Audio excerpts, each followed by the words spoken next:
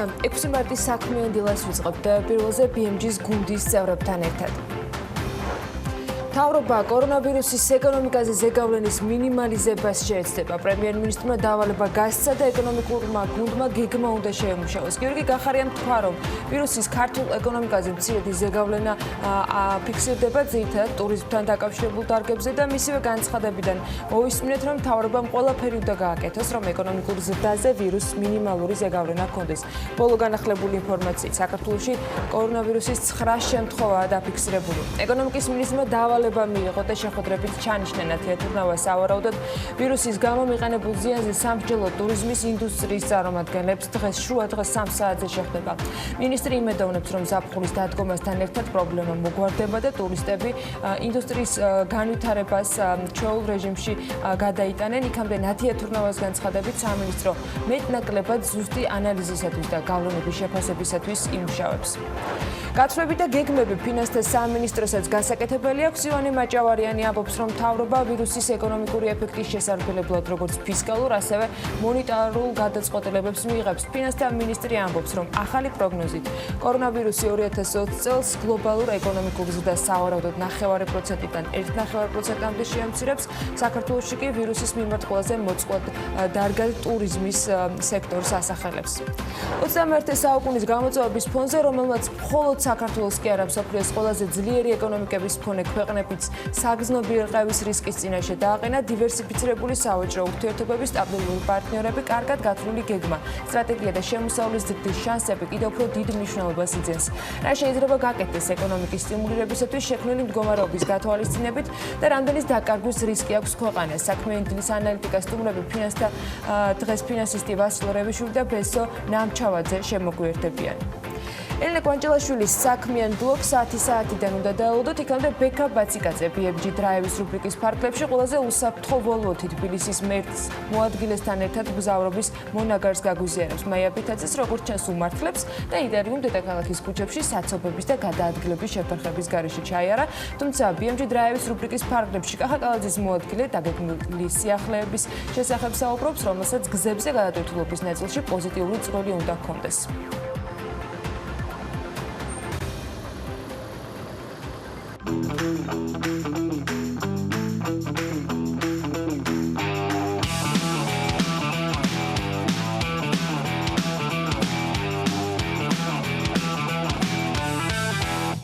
თბილისში ინფრასტრუქტურა, საგზაო წლების განმავლობაში იმდანად მოიწყო, უტოპიამდე ვართ მისული, იმიტომ რომ ქუჩები არის გასხვისებული და შესახვევებში, სადაც რამე მოსახვევი იყო და სადაც რამე ინფრასტრუქტურა გაჩერება შეიძლება გაკეთებული იყო, მათ შორის ტრამვაისთვის, ყველაფერი გასხვისებულია. ტროტუარებზე გვაქვს ჩვენ ნაგებობები აღმართული, ასე ვთქვათ. საბაგიროების დერეფნები გასხვისებულია და იქ კორპუსებს ვაწყდებით. ანუ ძალით გავაფუჭეთ ის, რაც ჩვენმა წინაპრებმა შექმნეს. გეგმები და სიახლეები პრივატიზებისათვის სამზადისის პარალელურად საქართველოს პოსტაში 2020 წლის გეგმაში უკვე გაწერილია მომსახურების ოფისების 24 საათიან რეჟიმში სამუშაოდ ჯერ ისევ სახელმწიფო საკუთრებაში მყოფი ეროვნული ოპერატორი ეგრეთ წოდებული ლოქერების დამონტაჟებას გეგმავს და ამისთვის საერთაშორისო კომპანიებთან მოლაპარაკებებს აწარმოებს. დეტალებზე საუბარ საქართველოს პოსტის გენერალური დირექტორი უახლოეს მომავალში დაგვპირდა, იქამდე პასუხი კიდევ ერთ მიმართულებაზე ვეძებეთ, რატომ ვერ იყენებს პოსტა მარკების დაბეჭდის მარკეტინგულ შესაძლებლობას. დეტალებს ლევან ჩიკოაძისთან ინტერვიუს კიდევ ერთ ნაწილში მოგასმენილებთ. საპრივატიზაციო სამზადისში საქართველოს პოსტის 2020 წლის დღის წესრიგით დატვირთულია. ქვეყნის ერთ-ერთი ყველაზე მსხვილი დამსაქმებელი მომხმარებლებისათვის ახალი სერვისის შესაქმნელად მუშაობს. ევროპის საუკეთესო ათეულში საქართველოს პოსტის ადგილი მონიშნულია. საწავა ლევან ჩიკოაძე სახელმწიფო კომპანიის გაყიდვის შემდეგ, რომელიც არც კერძო და არც საჯარო საქმიანობის გამოცდილებას მოისაკლისებს, ამაზე ინტერვიუში ვსაუბრობთ. საერთაშორისო კომპანიების საქართველოს პოსტით დაინტერესების მოლოდინში ჩვენს ქვეყანაში უკვე მონიშნული საერთაშორისო კომპანიების სიახლეებს მოვიკითხავთ. British American Tobacco მილიონობით დოლარიანი კვლევების შედეგებს ბაზარს ახალ პროდუქტს ავაზობს და ირწმუნებიან, რომ თამბაქოს მოხმარებაზე დამოკიდებულთათვის ჯანმრთელობისთვის ნაკლებად საზიანო შეთავაზება აქვთ. დაიძლევა ინდუსტრიაში რევოლუციად შეფასების შესაძლებლობას ფელიციო ფერაზი, British American Tobacco-ს გენერალური დირექტორი კავკასიაში და ზვიად სხვითარიძე, British American Tobacco-ს კორპორატიული და იურიდიული დირექტორი შემოგვიერთებიან სტუდიაში. სიახლეებია ელექტრონული კომერციის პლატფორმაზეც ექსტრაჯი, რომლის განახლებული ვერსიაც მომხმარებლებისათვის უკვე ხელმისაწვდომია, მულტივენდორული ციფრული მარკეტპლეისი, რომლის მეშვეობითაც სხვადასხვა ბრენდები, მაღაზიები და ფიზიკური პირები საკუთარი პროდუქტების და სერვისების სხვებისთვის შეთავაზებას შეძლებენ, სიახლეებს გთავაზობენ. სასურველ შეთავაზებას მომხმარებელი ონლაინ ირჩევს, ადგილზე მიტანას კი თავად ექსტრაჯი უზრუნველყოფს. სიახლეების შეთავაზებები და შესაძლებლობები თამუნა ბუაძე ექსტრაჯის აღმასრულებელი დირექტორი შემოგვიერთება სტუდიაში. საქმიანი დილის ეთერში დღეს მოგიყვებით და გაგაცნობთ ძალიან საინტერესო ქალმეწარმეებსაც. თათია ჩაფიჩაძე თეთრი წყაროს მუნიციპალიტეტიდან ჩამოტანილ ამბებს გაგვიზიარებს, სადაც ზეინაბ აბულაძე რძის პროდუქტების საწარმოსათვის 200-250 ლიტრი ნედლი რძის ყოველდღიურად შეგროვებას თეთრი წყაროსა და მარნეულის მუნიციპალიტეტების ფერმერებისგან ახერხებს. სტუდიაში კი გვესტუმრება უმაღლესი ხარისხის საუკუნოვანი ტრადიციის მიხედვით ოქროს ტიპსებისაგან ხელით დამზადებული ქართული ჩაის მწარმოებელი, ჩაის ნაგომარის დამფუძნებელი ნანა ყაულაშვილი.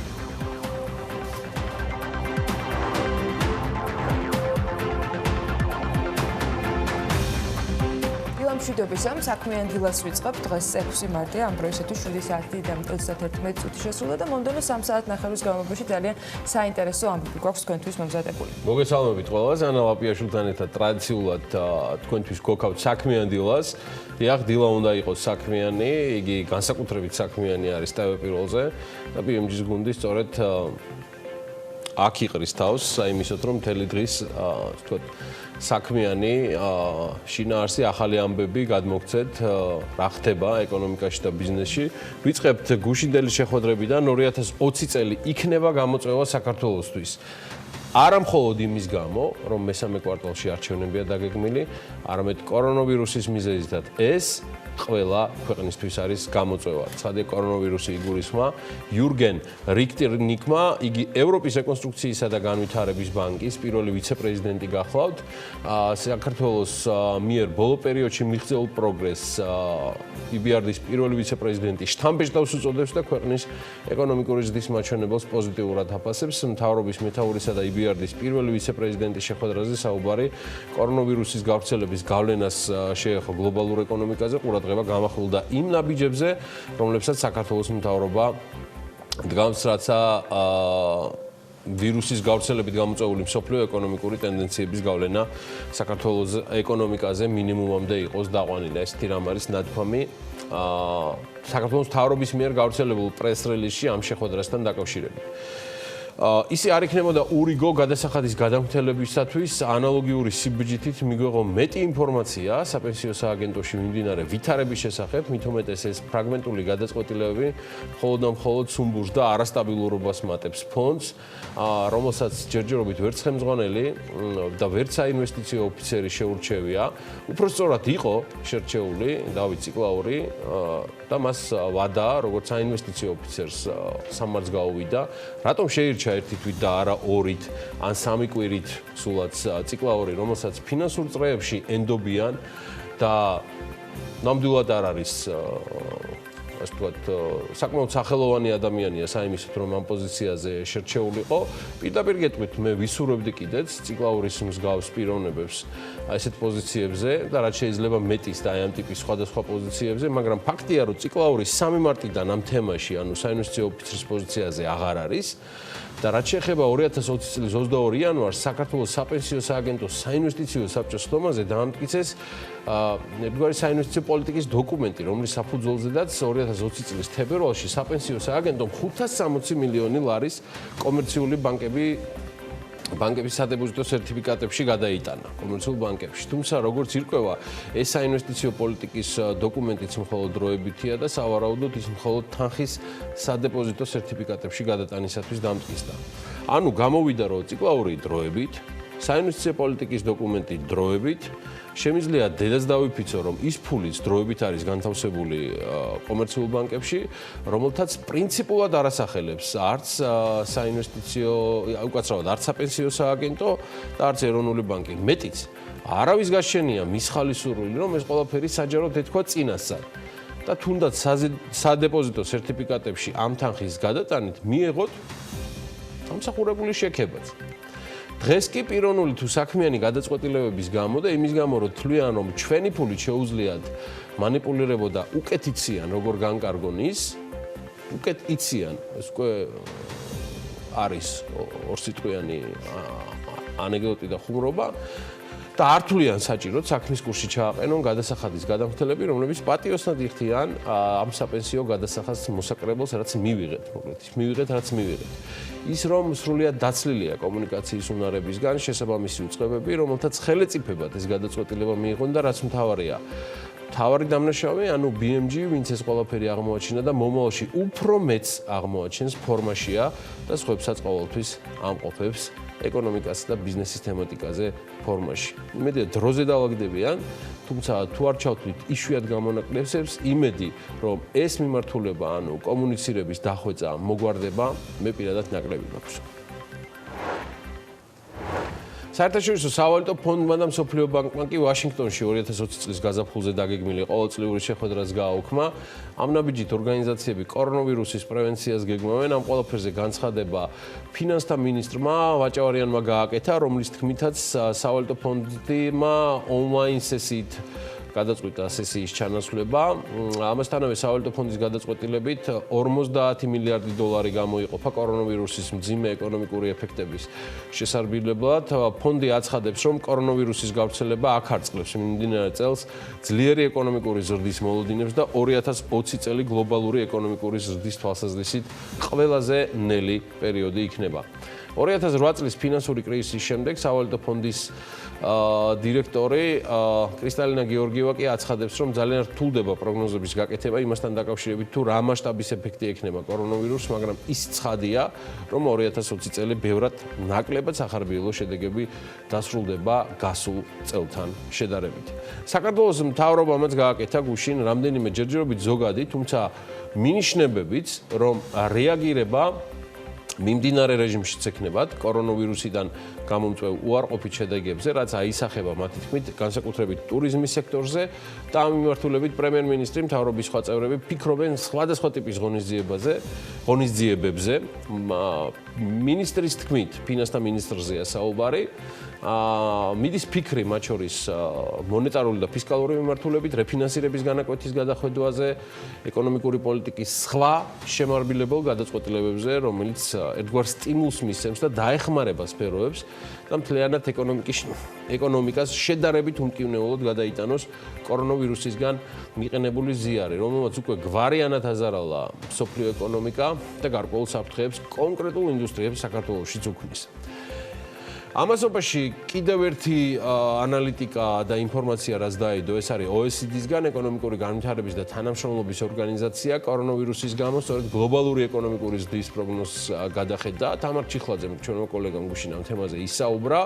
მსოფლიოში კორონავირუსის პანდემიური გავრცელება გლობალურ ეკონომიკურ ზრდაზე არც მეტი დანაკლები 1.5%-იანი შემცირებით შეიძლება აისახოს.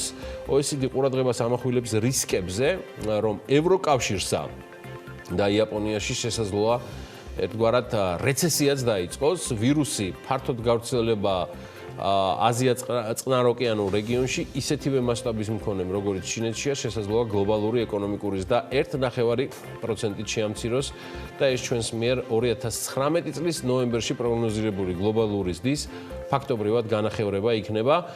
შემზღუდავი ქმედებები და მოქალაქეთა მიერ ნდობის შემცირება აისახება როგორც წარმოებაზე, ასევე ხარჯვაზე. მის შედეგად შესაძლოა ევროკავშირსა და იაპონიაში რეცესია დაიწყოს. აი ამას აცხადებენ OECD-ში. ამასობაში მსოფლიო ჯანდაცვის ორგანიზაციის მონაცემებით, ეს 5 მარტის მონაცემებია, 85 ქვეყანაში არის კორონავირუსი გავრცელებული, ვირუსით ინფიცირების 95447 შემთხვევაა, განკურნების 51213, ხოლო ლეტალური შედეგები 3284-ია. უკანასკნელ დღეებში ყველაზე მაღალი ტემპით ინფიცირების შემთხვევები იტალიაში იზრდება, სადაც ამ დროისთვის 3000 გადასდა ინფიცირებული და საუბარია დაახლოებით 150 გარდაცვლილზე იტალიაში. საქართველოში ოფიციალური ინფორმაციით, როგორც გითხარით, უკვე 9 ადამიანი არის გუშინდელი გვიანი საღამოს მდგომარეობით ინფიცირებული.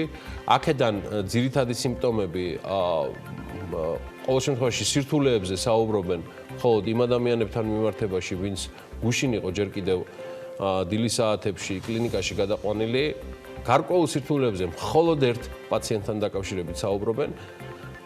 ისიც ჯამში საკმაოდ კარგად გზნობს თავს, უბრალოდ შედარებით ტემპერატურის მატება, რაზეც დაავადებათა კონტროლის ცენტრი წარმომადგენლები, ბატონი იმნაძე და ამინა გამყრელიძე საუბრობდნენ გუშინ. დანარჩენი, ასე ვთქვათ, მიდის ნორმალურ ვითარებაში მათი გამოვლენა და ამას ყველაფერს მინიმუმ 2 კვირა დასჭირდება, რომ საბოლოოდ მოხდეს ამ ვირუსის ნიშნების ალაგმა. საქართველოს ჯანდაცვის სამინისტროს და შესაბამისი სამსახურები მოუწოდებენ ყველას და ნებისმიერს, ვინც იტალიაში იმოგზაურა, თვით იზოლაციის გარდა ნებისმიერი სიმპტომის შემთხვევაში აუცილებლად მიაკითხონ ექიმს ნებისმიერი მინიმალური სიმპტომის პირობებში. იტალია ევროპის მხარესთვის ერთგვარ კერად ჩამოყალიბდა და გუშინდელი ინფორმაცია, რომ იგივე რუსეთის ფედერაციაში მორიგი ინფიცირებულია, იქაც დასტურდება, რომ სამწუხაროდ ეს იტალიის მოქალაქეა. ქართველი მედიკოსები ვიდრე გუშინ 5 ახალ შემთხვევაზე კორონავირუსით დაავადების დადებით შემთხვევაზე ისაუბრებდნენ, დადებითში გულისხმობ დამტკიცებას, რომ კორონავირუსით არის დაინფიცირებული კიდევ 5 ადამიანი. კიდევ რამდენიმე რეკომენდაციით გამოვიდნენ, ერთი დაჟინებული რეკომენდაცია, მეორე ისე რა. პირველი რჩევა დაჟინებული ის გახლავთ, რომ იმ შემთხვევაში თუ იტალიაში ხართ ნამგზავრი და პირი არ არის თვითიზოლაციაში და ანუ ამის შეგნება არ გააჩნია, არის საერო პირებისგან და მედიკოსებისგან ლოცვა კურთხევა, რომ არ გაეკაროთ სიახლოვეს საქმიანი და პირად სივრცეებს იტალიაში ნავყოფი თქვენი ახლობლები. უბრალოდ არ გააკაროთ.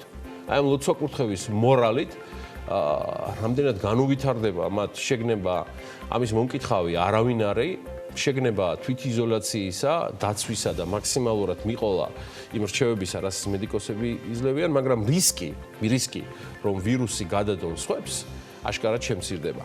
მეორე ამბავი, რაც მედიკოსებისგან მოდის, მედიას ეხება, ბოლო პერიოდში სრულად გააქტიურებულს, მე ვიტყოდი ხშირად აწყვეტილსაც, მოკლედ ინტერვიუს აღებისას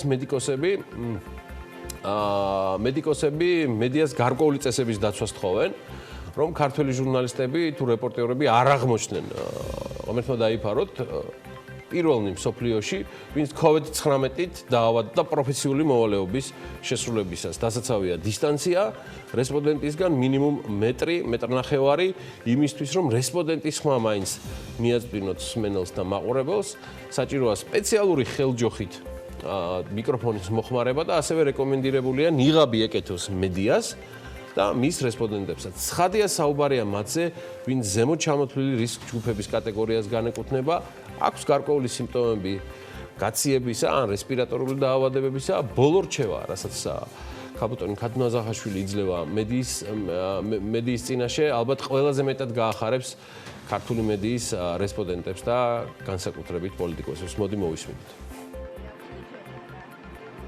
მოერიდეთ ინტერვიუს საერთოდ ადამიანებთან, რომელს ახველებს, აცემინებს და ამ სახით ძალიან ინტენსიურად გამოყოფს შესაძლო გამომწვევს.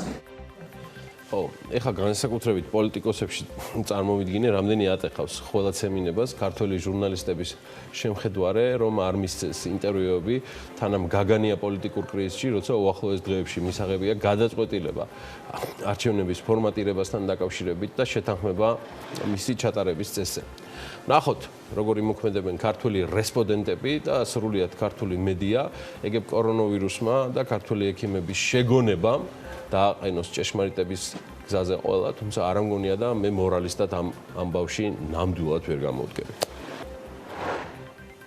აი ეს რაშიც შეიძლება შედარებით უკეთესი შემფასებელი გამოვდგე, არის ბიზნეს მედია და მასთან დაკავშირებული თემატიკა, ცალკე ბიზნესიც და გრემავთ ცალკე მედიაც, კავშირში მხოლოდ ბიზნესთან და ეკონომიკასთან, მხოლოდ ქართულის ფარგლებში სალომე ჭიკოშვილმა მორიგი ისტორია მოგვიმზადა და მოდი ამ 1000-გვარი ვირუსების ფონზე, რომელიც ისედაც არ აკლდა ჩვენს ტვინს კორონავირუსის COVID-19-ის გავრცელებამდეც, კიდევ ერთი საქმიანი ისტორიით დავტკბეთ, ამ ქვეყანაში შრომობენ და ქმნიან დოვლადს და ამას ვერანაირი ვირუსი წააქცევს.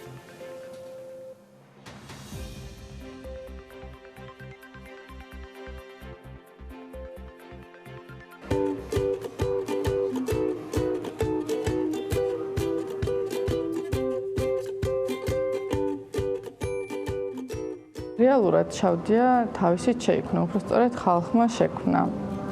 დაახლოებით 4 წლის წინ 0 ინვესტიციით და 1 საკერავი მანქანით დავიწყე ეს საქმე. ანუ თავად ვიყავი დიზაინერიც, მკერავიც, მომარაგებელიც და აბსოლუტურად ყველაფრის გაკეთება მიწევდა მე. თავდაპირველად იყო კაბები, ხელნაკეთი აქსესუარებით, რასაც საკმაოდ დიდი შრომა მიდიოდა ამ ყველაფერზე. ვქარგავდი ხელით, მარგალიტებით. გაფართოების შემდეგ ეხლა უკვე გვაქვს ქალის სამოსი, მამაკაცის. გვაქვს ასევე ფეხსაცმელების და ჩანთების წარმოება. ამ ფეხსაცმელებში გვაქვს ნატურალური ტყავისგან დამზადებული ფეხსაცმელი იქნება თუ ბატინკები. ასევე ვამზადებთ ესპადრელებს, რომელიც ჩვენი ყველაზე გაყიდვადი პროდუქტი არის, პრინტებით, ქართული დეტალებით, ქართული ამბანით, წარწერებით. კონკურენცია საკმაოდ დიდია, მაგრამ ჩვენ გვაქვს ჩვენი ნიშა და ჩვენი ხელწერა. ანუ ძირითადად გამახვილებული გვაქვს ყურადღება ქართულ დეტალებზე და კოლექციებში მინდა რომ წარმოვაჩინო, ასე ვთქვათ, ქართული დეტალები, რომ შემდეგ პოპულარიზაცია გაუწიოთ საქართველოში და მის ფარგლებს გარეთ. ჩვენი უპირატესობა ის არის, რომ პროდუქციას მთლიანად ჩვენი თვა წარმოებთ, ანუ გვაქვს ატელიე, სადაც იქმნება ანუ ქსოვილებსაც თავად გვქნით, ძირითადად და ვაწარმოებთ ადგილზე. ყველაფერს ჩვენ ვაკეთებთ კონსტრუირებიდან დაწყებული, კერვით დამთავრებული, შესაბამისად ფასი მაღალი არ აქვს. დაახლოებით 17 ლარიდან იწყება და ლიმიტირებული კოლექციები 1000 ლარამდე წადის. ის რითიც იქნება ჩვენი პროდუქცია, სამოსი იქნება ფეხსაცმელი თუ აქსესუარი, ჩამოგვაქვს მასალები სხვადასხვა ქვეყნებიდან. ეს იქნება გამოფენები თუ ადგილობრივი ბაზრები, თურქეთი, იტალია. მალევე დავაგროვე კაპიტალი და პირველი მაღაზია გავხსენი ქალაქის გულში, გალერეა თბილისში. 4 წლის მანძილზე სულ 5 მაღაზიით ვარ წარმოდგენილი. 1 მაღაზია გვაქვს ბათუმში, 4 კი თბილისში. ქართული დეტალებით პროდუქცია, კოლექციები საკმაოდ დიდ მოწონებას იმსახურებს საზღვრებს გარეთ. რამოდენიმე ქვეყანაში უკვე იყიდება ჩვენი პროდუქცია, ეს არის ამერიკა, ყაზახეთი, სასომხეთი, რუსეთი. აქვეყნებს მორიგულებას, რომელიც გიფიქრიათ ოდესმე საცხოვრებელი ადგილის შეცვლაზე, იმაშინ სწორედ ამის საფასუხოდ იქნება, თან თუ ევროპას გულისხმობთ თქვენთვის სასწავლო საცხოვრებელ გარემოთ, მაშინ აუცილებლად უნდა გაეცნოთ ამ კვლევის შედეგებს, არ მგონია უღოთ ეს მაინც ამ დღეებში იმ იტალიას უკავშირდებოდეს. თუ მაინც ფიქრობთ, რომ თქვენი საცხოვრებლის ადგილის შეცვლის შემთხვევაში ევროპულ რომელიმე ქვეყანას აირჩევდით, მაშინ ძალიან საინტერესო მონაცემები გვაქვს თქვენთვის ახალ საცხოვრებელ ქვეყანასთან დაკავშირებით არჩევანის გაკეთებაზე 20 ყველაზე ძვირიანი ქვეყნების სიაში 9 ევროპული სახელმწიფო მოხვდა და ესეც აუცილებლად უნდა გაითვალისწინოთ. ქვეყნების რეიტინგი სრულად მაგაზინმა საცხოვრებელი ხარჯების, ხირის, სურსათის ფასების და მსყიდველობითი უნარის ანალიზის საფუძველზე შეადგინა. ამ რეიტინგში პირველ პოზიციაზე შვეიცარია 122.4 ინდექსით. ამის საპირისპიროდ პაკისტანის ისლამური რესპუბლიკა ყველაზე ხელმისაწვდომი ქვეყანაა საცხოვრებლად და მას ავღანეთი მოჰყვა, შემდეგია ინდოეთი, სირია, უზბეკეთი, ყირგიზეთი და ტუნისი. ესეც შესაბამისად სრულად მაგაზინმა გამოაქვეყნა. რაც შეეხება საქართველოს 122 ქვეყანას შორის, ამ სიაში ჩვენ 123 ადგილზე ვართ და ინდექსი 28.58-ია. ეს კი იმას ნიშნავს, რომ საქართველო ერთ-ერთი ყველაზე იაფი ქვეყანაა საცხოვრებლად. ყველაზე ძვირიანი ქვეყნების ათეული შემდეგნაირად გამოიყურება. შვეიცარია ლიდერია ამ პოზიციაზე, მისი ინდექსი 122.4 ქულა, ნორვეგია მეორე პოზიციაზე 101.53, მას ისლანდია მოყვება, იაპონია, დანია, ბაჰამა, ლუქსემბურგი, ისრაელი, სინგაპური და სამხრეთ კორეა. ამერიკულიდან ქართულ Forbes რომ დაუბრუნდეთ და ჯერჯერობით საქართველოში მყოფებმა თან თავსაც გაუფრთხილდეთ, გარშემოყოფებსაც გაუფრთხილდეთ და ვირუსებს ვერიდოთ. ძალიან საინტერესო ამბები და თავშესაქცევი ისტორიები გვაქვს თქვენთვის მომზადებული. მით უმეტეს გაზაფხულის პირველი გამოცემა ბეჭდვის პროცესშია და საღამოდან Forbes-ის ერთგულ მკითხველს საშუალება იქნება გაეცნოს ბიზნესის სიახლეებს. მარტის გამოცემაც ტრადიციულად ძალიან საინტერესო გამოვიდა და BMG-ის გუნდმა გადაწყვიტა რომ გაგიზიაროთ რა იქნება ამ მარტის გამოცემაში მნიშვნელოვანი და თქვენთვის აყურადღება. ერთგვარი სატელევიზიო ანონსის ფორმა მივეცით ამ რეპორტაჟს და მოდით ნახოთ რას მოგუყვებიან ჩვენი გუნდის წევრები.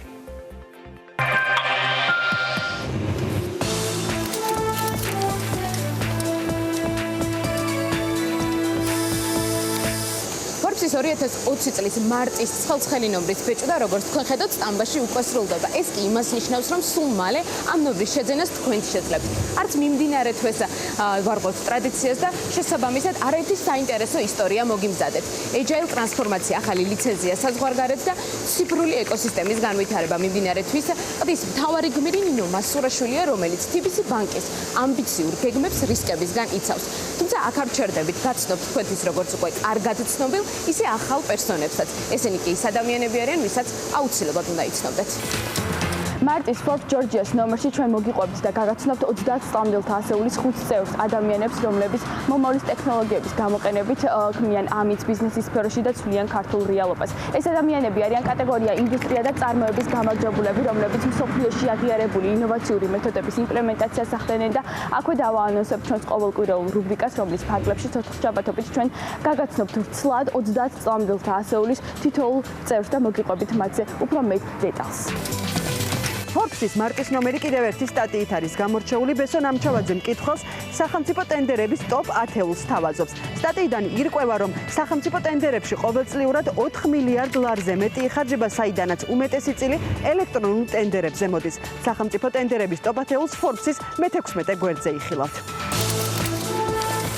მარტის ნომერში არც უმსხვილესი ნავთობის ბაზარი დარჩენილა ყურადღების გარეშე. თქვენ საშუალება გაქვთ გაეცნოთ ფინანსური ანგარიშგებების მიხედვით შედგენილ ნავთობ კომპანიების რეიტინგს, რომლის სათავეში ЩპС Sokor Georgia პეტროლიუმი დგას 655 მილიონი ლარის შემოსავლით. თუმცა აქ ისიც უნდა ითქვას, რომ ზოგადად დარგმა 2018 წელი 83 მილიონი ლარის ზარალით დაასრულა. არც ინტერნეტ გემოვნებაზე საუბარი გვავიწყდება. როგორც აღმოჩნდა, ქართველ ინტერნეტ მომხმარებლებს შორის განსაკუთრებული პოპულარობით მაინც ადგილობრივი საიტები სარგებლობ. მაგრამ საქმიანი ადამიანების ინტერესს მიღმა არჩება საერთაშორისო ელექტრონული პლატფორმები, მაგრამ მაინც არსებობს ერთი საიტი, რომელიც არსად სხვაგან ისეთი პოპულარობით არ სარგებლობს, როგორც ჩვენთან საქართველოში და ეს flashcore.com-ია, სპორტული ანგარიშების ვებგვერდი. ეს სანდრო თარხანმოურავი სტატიიდან მხოლოდ მცირე ამონარიდია. ამ სტატიაში კიდევ არაერთ საინტერესო ფაქტს შეხვდებით, ასე რომ დაელოდეთ მარტის თვის ნომერს. Forbes-ი ტურიზმზე და ფულად გზავნილებზე წერს. ბესო ნამჩავაძე საქართველოს მოსახლეობის ეკონომიკურ მდგომარეობაზე ყვება და ინტერესდება. თუ როგორი არის ტენდენცია საქართველოს რუსეთზე დამოკიდებულება, როგორც ტურიზმში, ასევე ფულად გზავნილებში. სტატია რიცხვებით და სების მიერ გამოქვეყნებული საბოლოო სტატისტიკით არის გაჯერებული. Forbes-ი როგორც ყოველთვის გამოცდილი ინტელექტუალების მოსაზრებებსაც შემოგთავაზებთ. მაგალითად, არჩილ მესტურიშვილის საავტორო სვეტი დერივატივების შესახებ მოგიყვებათ კაპიტალის ბაზრის ახალ საფეხურზე და საინვესტიციო შესაძლებლობებზე. ალექსი პეტრიაშვილის მოსაზრება კი დასავლეთის ფრონტზე არსებულ ენერგეტიკულ სანქციებზე მოგიყვებათ და იმ გამოწვევებზე, რომელიც ჩვენმა ჩრდილოელმა მეზობელმა უნდა გადალახოს სიტუაციის გასამკლავებლად. და ბოლოს ჩვენი ჩაბარებული ანგარიშით გავიხსენოთ Forbes Georgia's ყოველწლიური ბიზნეს დაჯილდოება, რომელიც თქვენთვის მთელი წლის განმავლობაში სალაპარაკო თემა, ჩვენთვის კი ღირებულებების გაზიარების საღამოა და ყოველგვარი ალბათობის გარეშე ეს არის Forbes-ის ძველი ტრადიცია, რომელიც ყოველ ახალ წელს ახალი ტვისტით გელოდება. 2019 წელი კი აი ასე დასრულდა. რეიტინგების სისტემა სრულად ამოქოქილია, ახალგაზრდა ლიდერები გამოვლენილია, ჯილდოები დარიგებულია, 2020 წლის გეგმები კი სრულად დასახულია.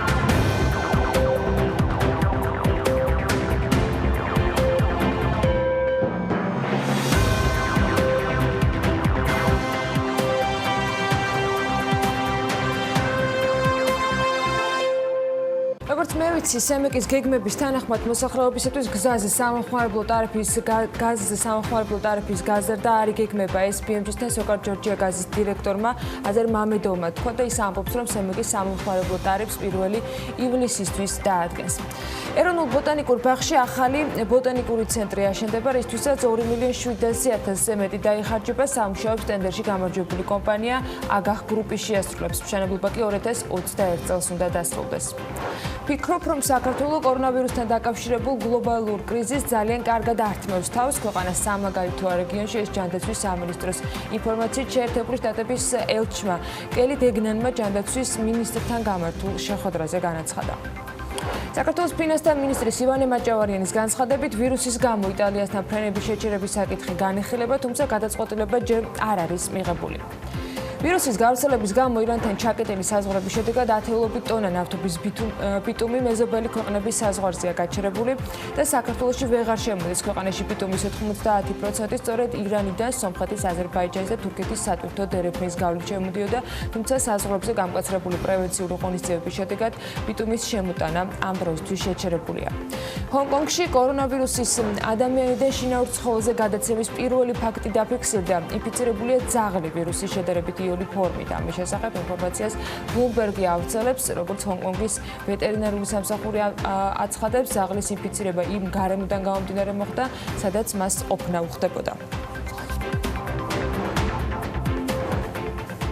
ფორბსული ამბებიც ბევრი გვექნება ამ ბლოგში, თუმცა თუ უარგუმენტოდ ჯერ კიდევ რომ რაღაცა ისტორიები ქართველებზე შეიძლება თავისით დაიწეროს და სიმდიდრეც თავისით მოვიდეს, ალბათ ეს დასავიწყებელი ამბავია. განათლება უნდა გქონდეს შესაბამისად, თუ ის გვექნება აუცილებლად კიდევ ბევრი ისტორია შეიქმნება. განათლებასაც ფული სჭირდება და ეს თითქოს ჩაკეტილი წრე რომ გავხსნათ, მეგობრები გვეხმარებიან. მთავარი სწორად ათვისება და გამოყენება. ხო და განათლებაზე ვაპირებ საუბარს და კარგი ამბებით მინდა რომ დავიწყო. საქართველოში მსოფლიო ბანკის $103 მილიონიანი განათლების განვითარების პროექტი იწყება.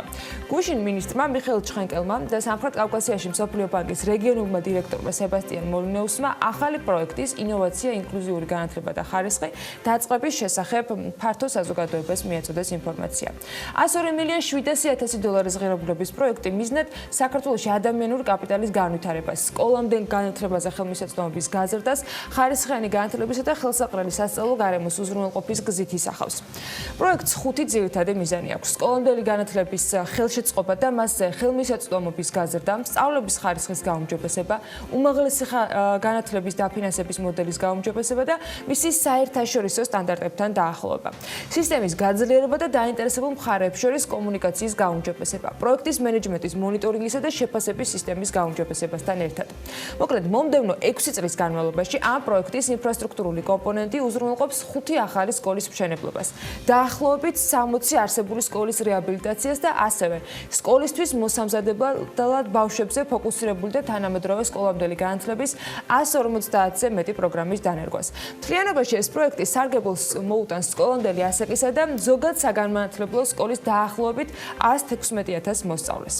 განათლების სამინისტროს ინფორმაციით, პროექტმა უნდა უზრუნველყოს გენდერული თანასწორობის პრინციპით მოსახლეობის მოწყვეტი ჯგუფების, სოფლებისა და მაღალმთიანი რეგიონების, დაბალი სოციალურ-ეკონომიკური სტატუსის მქონე მოსწავლეების, ეთნიკური უმცირესობებისა და განსხვავებული საგანმანათლებლო საჭიროებების მქონე მოსწავლეების მხარდაჭერა. შრომის ბაზრის მოთხოვნებთან შესაბამისი განახლებული აკადემიური პროგრამებისათვის გამოყოფილი 45-მდე გრანტის მეშვეობით, ასევე ეს პროექტი დახმარებას გაუწევს უმაღლესი საგანმანათლებლო დაწესებულების სტუდენტებს. მოკლედ, ძალიან კარგი ამბავია, თან პროექტი სრულ შესაბამისობაშია მსოფლიო ბანკის საქართველოსთან პარტნიორობის 2019-2022 წლების სტრატეგიასთან და მისი შესრულებაც ეტაპობრივად და ძალიან მნიშვნელოვანი სიახლეებით მოხდება. ხარისხით ცალსახად მნიშვნელოვანია, რაოდენობაში ფაქტია, რომ არ გვიჭერს, მაგალითად, თუ საქსტატის ბოლა მონაცემებს ჩავხედავთ 2019-2020 სასწავლო წლებში უმაღლეს საგანმანათლებლო დაწესებულებებში 9900 პროფესორ-მასწავლებელია დასაქმებული, რაც წინა წლის ანალოგიურ მაჩვენებელთან შედარებით 1.4%-ით მეტია. პროფესორ-მასწავლებელთა 54.3% ქალია, გენდერის თუ გაინტერესებთ და 45.7% კაცი. მათი უდიდესი ნაწილი 36.2% ასოცირებული პროფესორია, ჯამური რაოდენობით 3567. მაღალი. Საქსტატის მონაცემებითვე ქვეყანას 2108 სრული პროფესორი ჰყავს, საიდანაც 1162 სახელმწიფო, ხოლო 946 კერძო საგანმანათლებლო დაწესებულებაში მუშაობს. ამასთან, ქვეყანაში ასისტენტ პროფესორების რიცხვი 1259, მასწავლებლების 1876, სხვა კატეგორიაში 1084 ადამიანია დასაქმებული. ძალიან კარგი მოსაზრება ჰქონდა სხვათა შორის ამ რიცხვებს მიღმა ბესონ ამჩავაძეს, არც ისე დიდი ხნის წინ Forbes-ის მკითხველებისათვის მომზადებული, რომელსაც სრულად ცხადია ვებ-გვერდზე შეგიძლიათ გაიცნოთ, თუმცა ამ ანალიტიკიდან მხოლოდ ნაწილს და რიცხვებს მაინც შევეცდები, რომ სატელევიზიო ეთერისათვის გადმოგცეთ. ის რომ საქართველოს ხარისხიანი განათლება ძნელად მისაღებია, ამაზე ავტორს არ შევეკამათები და იმაშიც დავეთანხმები, რომ სიძნელის მიუხედავად შესაძლებელია ხარისხიანი განათლების მიღება, მაგრამ ეს ძალიან ძვირი ჯდება. მიზეზებზე და სხვა დანარჩენზე აზრთა სხვადასხვაობა თუ გვექნება, ბლოგის კომენტარებში შეგვიძლია დისკუსია გავაგრძელოთ, მაგრამ აუცილებლად გასაზიარებელი ალბათ ის რიცხვებია, რომლის მიხედვითაც საზღვარგარეთ სწავლის მიღების მსურველთა რაოდენობა და ხარჯები გაზრდილია. აი მაგალითად 2011 წელს ქართველებმა საზღვარგარეთ განათლების მიღებაში 43 მილიონი დოლარი დახარჯეს. უკვე 2018 წელს 115 მილიონი დოლარი დაიხარჯა იმავე მიზნით. 2019 წლის საბოლოო მონაცემები ჯერ არ არის ცნობილი, მაგრამ დაახლოებით ალბათ 150 მილიონ დოლარამდე უნდა იყოს ეს ხარჯი გაზრდილი. ყველაზე პოპულარული აზრია, რომ ჩვენი განათლების სისტემას და ხარისხს სახელმწიფო ბიუჯეტიდან კიდევ უფრო მეტი ფულის დახარჯვა უშველის და დაეხმარება. ეს მცდარი აზრია, რადგან პრობლემა ძალიან კომპლექსურია და მხოლოდ ბიუჯეტიდან მეტი ფულის ხარჯვა არაფერს არ შველის ხოლმე არათუ განათლებას და ამის მაგალითები განათლების ნაწილში აგერ გვაქვს კიდეც. 2012 წელთან შედარებით 2019 წელს სახელმწიფო ბიუჯეტიდან 2.3 ჯერ მეტი თანხაა დახარჯული, ჯამში 1.5 მილიარდი ლარი, თუმცა ამ თანხის ნახევარი მხოლოდ სასკოლო განათლებაზე იხარჯებოდა. ესეც ბესონ ამჩავაძის მიერ შეკრებილი რიცხვებია და აქაც რთულია შეეკამათო, როცა არგუმენტი სწორედ საერთაშორისო კვლევამდე მიდის. პისას გულისხმობ, რომლის ბოლო კვლევამაც აჩვენა, რომ საქართველოში სასკოლო განათლების ხარისხი გაუარესებულია. შედეგიც ლოგიკური. თუ უხარისხო განათლებაში ორჯერ მეტს გადავიხდით, ის ამით ხარისხიანი ვერაფრით გახდება. 4ჯერ მეტიც რო გადავიხადოთ, მაინც ვერ გახდება ხარისხიანი. ისიც მნიშვნელოვანია, რომ მასწავლებლებისა და ლექტორების ხელფასი სასურველია იყოს უფრო მაღალი, იმიტომ რომ უფრო კვალიფიციური მასწავლებლები გვყავდეს მომავალში და არა იმიტომ რომ არსებული 70,000-მდე მასწავლებელი და ლექტორი შევინარჩუნოთ და მაგალითად სახელმწიფო პარტიისათვის ძალიან მნიშვნელოვან დამხმარეებად გადავაქციოთ ხოლმე განსაკუთრებით არჩევნების პერიოდში. მათი კვალიფიკაცია უნდა იყოს გაუმჯობესებული, ეს იგულისხმება ამ ნაწილში. საქსტატის მიერ შესწავლილი სამხმარებლო კალათის მიხედვით კი მოსახლეობა საშუალოდ განათლებაზე უფრო ნაკლებს ხარჯავს 5% დაახლოებით, ვიდრე ალკოჰოლსა და სიგარეტზე. აქ ხარჯვის წილი არის 6.6%, უფრო ზუსტად თუ გაინტერესებთ.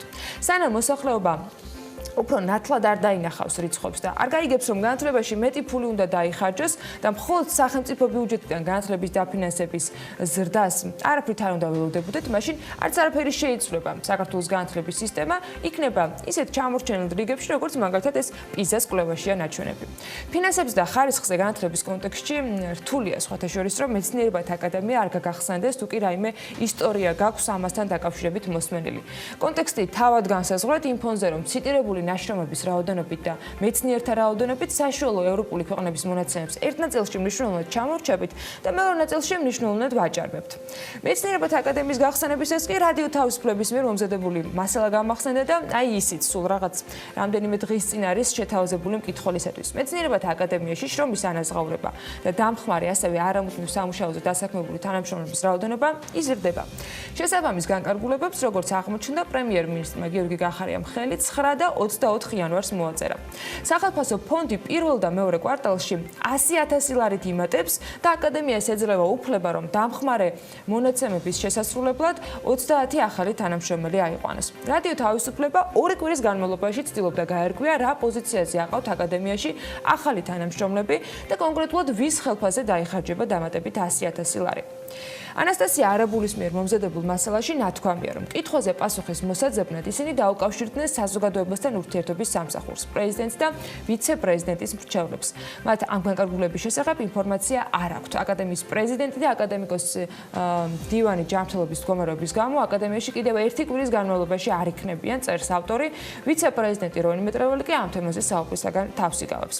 ამავე დროს პრემიერის 24 იანვრის განკარგულება მეცნიერებათა აკადემიაში საშტატო ნუსხას და თანამდებობრივ სარგოსაც განსაზღვრავს. აქ დოკუმენტის მიხედვით აკადემიის პრეზიდენტის ხელფასი თვეში 3200 ლარით არის განსაზღვრული და წელიწადში 38400 ლარს შეადგენს. პრეზიდენტს 3 თანაშემწე და 2 მრჩეველი ჰყავს. აკადემიაში სულ 166 ადამიანი მუშაობს და მათ ხელფასებზე წელიწადში 1,840,000 ლარი იხარჯება. ყველაზე დაბალანაზღაურებადი კადრი არის საქმის მწარმოებელი და მისი ხელფასი 350 ლარია. ყველაზე მაღალი აკადემიის პრეზიდენტის ხელფასი არის და თვეში დაახლოებით 3200 ლარს უხდის სახელმწიფო და ახლობთ არა ზუსტად. წელიწადში 40,000 ლარს აღწევს როგორც დავთვალეთ. პრეზიდენტს 3 თანაშემწე და 2 მრჩეველი ყავს და წინა განკარგულება აკადემიაში სასტატო ნუსხისა და სახელმწიფო ბიუჯეტის განსაზღვრის შესახებ ისევ პრემიერს ოღონდ ყოფილს გიორგი კვირიკაშვილს ეკუთვნის, რომლის მიხედვითაც 2017 წელს არის ის გამოცემული და აკადემიის პრეზიდენტის ხელფასი იყო 2400 ლარი თვიურად. აკადემიაში საშუალო ხელფასის ოდენობა კი 753 ლარია. ხო და აქაც იგივე რეფრენივით ფასი ხარისხს არ განსაზღვრავს და როცა რამის შეფასებაზეა საუბარი, კრიტერიუმების იდენტიფიცირება პირველ რიგში მნიშვნელოვანი. და მეორე, როცა გადასახადის გადამხდელთა თანხების განკარგვაზეა საუბარი, გამჭვირვალობა სავალდებულოა და ესეც ვინმე სურვილს სულაც არ უნდა ერგებოდეს. გადასახადის გადამხდელთა თანხების განკარგვაზე და პროგრესზე დანარჩენ ბიზნეს სიახლეებში მოგიყვებით. საქართველოს ოკუპირებული ტერიტორიებთან გამყოფი ხაზის მიმდებარე სოფლების მოსახლეობის ეკონომიკური პირობებით გაუმჯობესების მიზნით მაღალმთიანი რეგიონების განვითარების შესახებ საქართველოს კანონში ცვლილებების შედეგად 19 სოფელს მაღალმთიანი დასახლების სტატუსი მიენიჭა. ამ 19 დასახლებიდან 11 სოფელი გორის და 8 სოფელი დუშეთის მუნიციპალიტეტს განეკუთვნება. 560 მილიონი ლარის ღირებულების სადეპოზიტო სერტიფიკატების შესყიდვის ოპერაციის განხორციელების შემდეგ დავით ციკლაურმა საპენსიო სააგენტოს მთავარი საინვესტიციო ოფიცრის პოსტი დატოვა.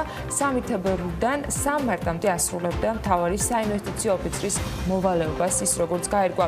22 იანვარს საინვესტიციო საბჭოს ხდომაზე დამტკიცდა პოლიტიკის დოკუმენტი, რომლის საფუძველზე თებერვალში სააგენტომ 560 მილიონი ლარი კომერციული ბანკის სადეპოზიტო სერტიფიკატში გადაიტანა. და როგორც ირკვევა, ეს საინვესტიციო პოლიტიკის დოკუმენტი ასევე დროებითია, სავარაუდოდ ის მხოლოდ თანხის სადეპოზიტო სერტიფიკატებში გადატანისათვის დამტკიცდა. დელტას დირექტორმა უჩა ძოძუაშვილმა კი თანამდებობა დატოვა, ამასთან დაკავშირებით მან Facebook-ში თავის გვერდზე დაწერა და ამბობს ამავე პოსტში, რომ გადაწყვიტა კერძო სექტორში გადავიდეს.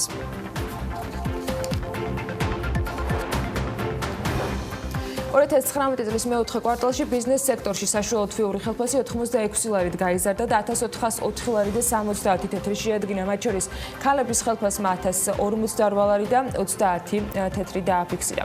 საწარმოთა ზომის მიხედვით საშუალო თვიური ხელფასი ასე გამოიყურება: მსხვილი ბიზნესი 1365 ლარი და 90 თეთრი, საშუალო ბიზნესი 1603 ლარი და 30 თეთრი, მცირე ბიზნესის შემთხვევაში 1325 ლარი და 70 თეთრი. ამასთან 2019 წლის მეოთხე კვარტალში დასაქმებულთა რაოდენობის მიხედვით ბიზნეს სექტორში ვაჭრობის, დაუმუშავებელი მრეწველობის და მშენებლობის დარგები ლიდერობენ. მთავრობა კორონავირუსის ეკონომიკური ეფექტის შესარბიებლად როგორც ფისკალურ, ასევე მონეტარულ გადაწყვეტილებებს მიიღებს. ეს განცხადება ფინანსთა მინისტრმა ივანე მაჭავარიანმა გააკეთა მთავრობის ხდომის დასრულების შემდეგ და მაჭავარიანი ამბობს, რომ ახალი პროგნოზით ვირუსი 2020 წელს გლობალურ ეკონომიკურ ზრდას სავარაუდოდ 0.5%-დან 1.5%-მდე შეამცირებს. იმის მიხედვით ნახავთ, როგორ რამდენად ის მძიმე იქნება. რამდენად მძიმე იქნება, იმის მიხედვით მონეტარული პოლიტიკის შერბილებაზე შეიძლება ვიფიქროთ. შეიძლება ასევე ვიფიქროთ რაღაცა ტიპის ფისკალ სტიმულზე, თუმცა ამ ეტაპზე მე მგონი ეს არ დაგვჭირდება. საქართველოში ვირუსის მიმართ ყველაზე მოწყვლადი ტურიზმის დარგია, მეტი ინფორმაციისათვის და რისკების გადაზღვევისათვის გეგმების შესადგენად, რომელიც პრემიერის ერთ-ერთი დავალება იყო მთავრობის ხდომაზე, ეკონომიკის მინისტრმა დღეს სექტორის წარმომადგენლებთან შეხვედრა დაგეგმა. აუცილებლად შევხვდებით სასტუმროებს, მაგრამ არა მხოლოდ სასტუმროებს, არამედ ტურისტული ინდუსტრიის სხვა ჯგუფების წარმომადგენლებს, ტურისტული სერვისების წარმომადგენლებს, რადგან ეს არის კომპლექსური პრობლემა და ჩვენ ამაზე უნდა ვიმსჯელოთ. პირველ რიგში ამოცანა არის, რომ მოვისმინოთ რეალურად რა პრობლემების წინაშე დადგა ინდუსტრია, რომელი პრობლემების ასოცირებული არის სწორედ კორონავირუსთან, როგორც ახალგამოწვევასთან. აპირებს თუ არა საქართველოს მთავრობა იტალიასთან ფრენების შეჯერებას. Ამ კითხვაზე ფინანსთა მინისტრის ივანე მაჭავარიანის პასუხის თანახმად კორონავირუსის გამო იტალიასთან ფრენების შეჯერების საკითხი განხილვის ეტაპზეა, თუმცა ჯერ გადაწყვეტილება მიღებული არ არის. ეს თქვა მთავრობის ხდომის დასრულების შემდეგ ფინანსთა მინისტრმა და აღნიშნა, რომ თუ ქვეყანას უნდა კორონავირუსის გავრცელების პრევენცია მაქსიმალურად მოხდეს, მაშინ ფრენები საერთოდ უნდა აიკრძალოს, რაც არალოგიკური იქნებოდა. განცხადებები იტალიასთან ფრენების შეჯერებასთან დაკავშირებით მინისტრთა კაბინეტის სხვა წევრებმაც გააკეთეს გუშინდელი მთავრობის ხდომის დასრულების შემდეგ. არ დაგიმალოთ, რომ არის განხილვის საგანი. გადაწყვეტილება ჯერ არ არის მიღებული, მაგრამ არის განხილვის საგანი. ჩვენ ასევე ამას უყურებთ თუ ჩვენი ევროპელი პარტნიორები და მეგობრები ამ შემთხვევაში რა პრაქტიკაა იქ, როგორ იცავენ თავს, რამდენად ძლიერია კონტროლის საზღვრებზე და გვირჩენია რომ უფრო ამ გზით ვიაროთ, ანუ ინდივიდუალურად შევამოწმოთ, ნახოთ რომ რისკები დავთვალოთ, შემდგომში მონიტორინგი შევძლოთ უკვე ესე ვთქვათ, აქ ჩამოსული ადამიანის რომ მალევე მივაკვლიოთ თუ სიმპტომი გამონდა, ვიდრე აი ესე ავდგა და მოვჭრათ და პრაქტიკულად ბევრი მიმართულება გადავკეტოთ. მივიღეთ გადაწყვეტილება და ვყისიერად შევწყვიტეთ პირდაპირ ფრენები ჩინეთთან, შევწყვიტეთ პირდაპირ ფრენები ირანთან, რაც შეეხება სხვა ქვეყნებს, რომელიც შეიძლება რისკის მატარებელი იყოს, ჩვენ ამაზე ვისჯელობთ. გადაწყვეტილება, რა თქმა უნდა, არ არის მარტივი, იმიტომ რომ ჩვენ ყველაფერს ვაკეთებდით დღემდე იმისთვის, რომ უფრო მეტი პირდაპირ ფრენა ქონოდა და უფრო მეტ ქალაქთან. თუმცა არსებობს უპირატესი პრიორიტეტული ამოცანები, მთავარი პრიორიტეტი არის ჩვენი, ასე ვთქვათ, ჯანმრთელობა, ჩვენი ერის ჯანმრთელობა, ჩვენი მოქალაქეების დაცვა ვირუსისგან, პრევენცია და აქედან გამომდინარე ეს თემები არის მსჯელობის საგანი.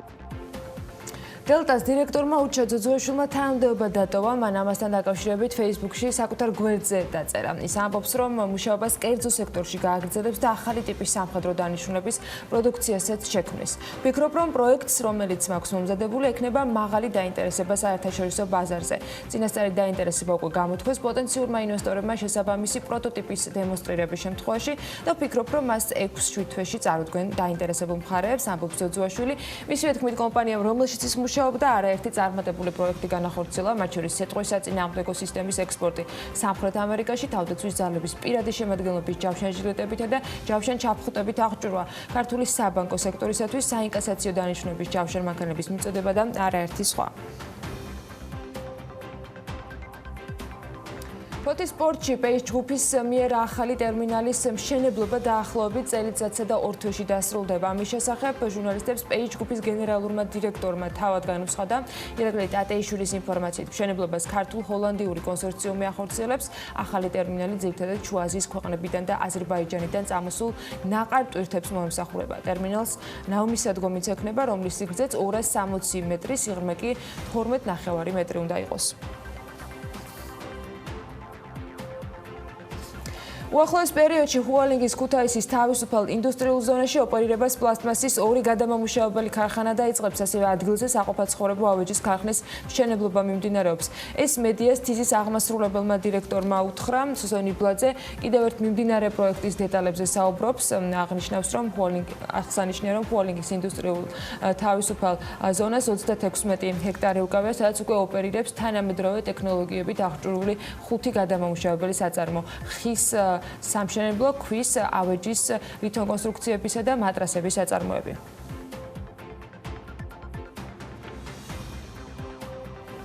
რიყის დოქების აუქციონი ჩაიშალა, ობიექტი 95 მილიონ ლარად არავინ იყიდა. შედეგად ეგრეთ წოდებული რიყის დოქები კვლავ სახელმწიფოს საკუთრებაში რჩება. აუქციონში თბილისის ცენტრში მდებარე 14591 კვადრატული მეტრის ფართობის მიწის ნაკვეთი და მასზე განთავსებული უნიკალური არქიტექტურული ნიმუში 95 მილიონი ლარის საწყის ფასად იყიდებოდა, თუმცა ზუსტად 1 თვის განმავლობაში მიმდინარე აუქციონში საკუთარი ბიჯი არც ერთმა პოტენციურმა მყიდველმა არ განათავსა. აუქციონის პირობების მიხედვით ძენს თანხა 2 თვის ვადაში უნდა გადაეხადა და შეძენიდან 36 თვის ვადაში ობიექტზე 10 მილიონი ლარის ინვესტიციით მრავალფუნქციური კომპლექსი უნდა მოეწყო.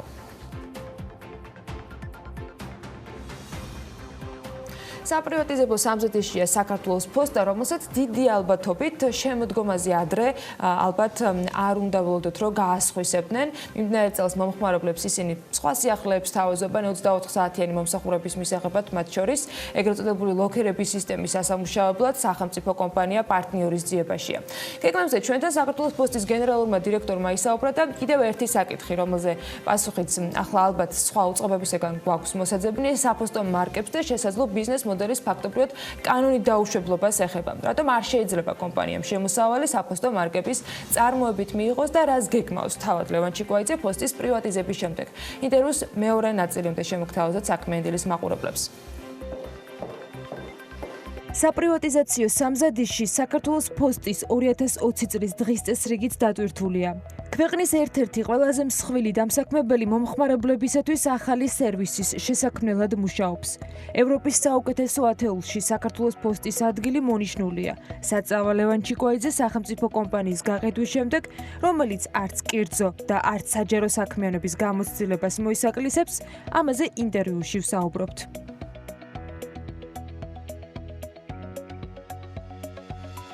თქვენ ბევრ გამოცემას, ოფიციალურ გამოცემას შევხვდებით სხვადასხვა ქვეყნის, სადაც აღნიშნულია, რომ ისინი ახლოს აკვირდებიან საქართველოს პოსტის განვითარებას და მათ აინტერესებთ საქართველოს პოსტის გამოცდილების გაზიარება. ჩვენი მიზანი სწორედ ეს არის, რომ კომერციულ кейსად გადავაქციოთ ეს ჩვენი გამოცდილება და გაუზიაროთ დანარჩენ სამყაროს.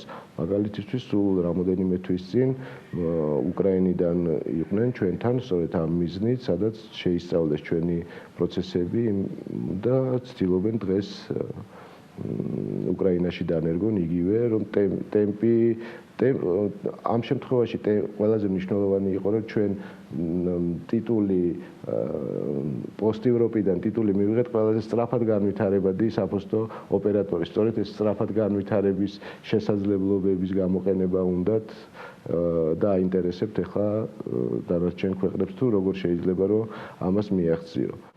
მიუხედავად საპრივატიზებო სამზადისისა დარწმუნებული ვარ, რომ 2020-ის გეგმები თქვენ მაინც გექნებათ, იმიტომ რომ კონკრეტულ თარიღი ბოლოს და ბოლოს არ ვიცით.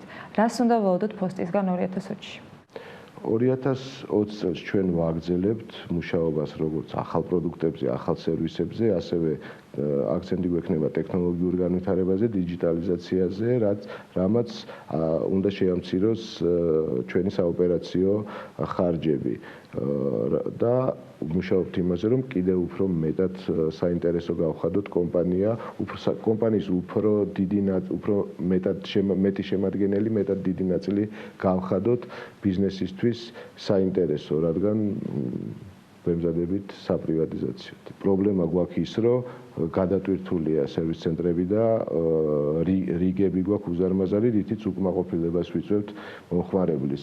გასულ წელს ვიმუშავეთ ამაზეც და შევთავაზეთ მომხმარებელს, რომ ონლაინ რეჟიმშია შესაძლებელი რიგის დაჯავშნა და ვფიქრობთ ტექნოლოგიური გადაწყვეტებით მივიდეთ იქამდე, რომ გამტვირთოთ სერვის ცენტრები. ვფიქრობთ, რომ ჯერჯერობით აი დიჯიტალიზაცია და მეტი ტექნოლოგიური გადაწყვეტილებებით შევძლებთ, რომ ეს არის ლოკერები, რომელსაც ვაპირებთ რამოდენიმე კომპანიიდან ვარჩევთ ახლა, რომელიც ლოკერი უფრო ტექნიკურად ჩვენ პროცესებსთან მოერგება. ლოკერი გახლავთ ის, რომელიც ოპერატორისგან დამოუკიდებლად თვითონ შეძლებს ლოკერიდან გაგზავნას ან მიღებას პროდუქციის. ცოტა უფრო მეტი გითხარით ამ გეგმაზე, რა თქვენი მოდელის შემთხვევაში საუბარი არის სერვის ცენტრებში ლოკერების განთავსებაზე? სერვის ცენტრებში 24 საათის წვდომა რომ კონდეს მომხმარებელს. დასაწყისში განვახორციელებთ იმას, რომ ელექტრონული გზით შეძენილ პროდუქტის გაცემისთვის გამოიყენებოდეს ეს ლოკერი, რომელსაც ასევე ფუნქციონალი ექნება, რომ გააგზავნოს კიდევაც ამ ლოკერიდან ნებისმიერი მიმართულებით. ქართულ კომპანიასთან გაქვთ კონსულტაციები? ქართულ კომპანიებს ამაში გამოცდილება არ აქვს, ეს არის ავსტრიული, ესტონური და თურქული კომპანია, ვისთანაც დღეს ამ თემაზე გვაქვს საუბარი. დღეს საქართველოს პოსტისთვის ყველაზე მომგებიანი პროდუქტი რა არის? ეს არის სწრაფი გზავნილი EMS. მარკებთან დაკავშირებით რამდენად არის ეს ზოგადად შემოსავლის წყარო პოსტისთვის, როდესაც ის არის ექსკლუზიური შემთავაზებელი ფაქტობრივად საფოსტო მარკებთან დაკავშირებით დღევანდელი ჩვენი მდგომარეობით მარკასთან დაკავშირებით შემოსავალს ეს არის ნომინალის ღირებულებაზე მაღლა ჩვენ არა გვაქვს მარკის გაყიდვის უფლება შესაბამისად აქ მარკიდან შემოსავლის მიღება მხოლოდ ბიზნეს მიმართულებით ფილატელიის განვითარების შემთხვევაში შეიძლება მივიღოთ. სამწუხაროდ დღეს ეს საქართველოში არ არის განვითარებული. დღეს მარკის ძირითადი რა თქმა უნდა თავისი დანიშნულება რომ იგი დროშასთან, გერბთან და ჰიმნთან ერთად წარმოადგენს სიმბოლოს ქვეყნისას, მარკაზე შეიძლება ასახული იყოს კულტურული, სოციალური მნიშვნელოვანი მოვლენები, გამოჩენილი პიროვნებები ქვეყნის და მარკა გაძლევს იმის საშუალებას, რომ ამ ინფორმაციის ტირაჟირება მოახდინო დანარჩენი მსოფლიოს მასშტაბით. ამას რა თქმა უნდა დღეს საქართველოს პოსტა ასრულებს, კომერციული მიმართულება არ არის დღეს განვითარებული საქართველოში, ამას სჭირდება შესაბამისი კანონმდებლობა, რომელსაც იყენებს ბევრი ევროპული ქვეყანა და კომერციულ მარკებს ამზადებს. მე მაგალითად შემიძლია გიჩვენოთ ჩემი პორტრეტით თურქეთში გამოცემული მარკა, რომელიც მიმოქცევაში გაიშვა თურქეთში. თურქეთმა განავითარა ამ მიმართულებით და ბიზნეს ორიენტირებულ მარკაზეც მუშაობს. ეს სწორედ ამიტომ რა გვიშლის ხელს, რომ კანონმდებლობა ამ მხრივ შევცვალოთ? დღევანდელი კანონმდებლობით მარკას იმდენად რთული რეგულაცია აქვს, რომ ჩვენ არ გვაქვს უფლება დავბეჭდოთ კომერციული მარკა და ალბათ ამას უშლის ხელს ისიც, რომ პოლიგრაფიული ბიზნესი არ არის საქართველოში განვითარებული. მას შემდეგაც პრივატიზება მოხდება. ისურვებდით თუ არა, რომ პოსტაში გაგაგრძელებინათ მუშაობა, ან რა გეგმები გაქვთ თქვენ?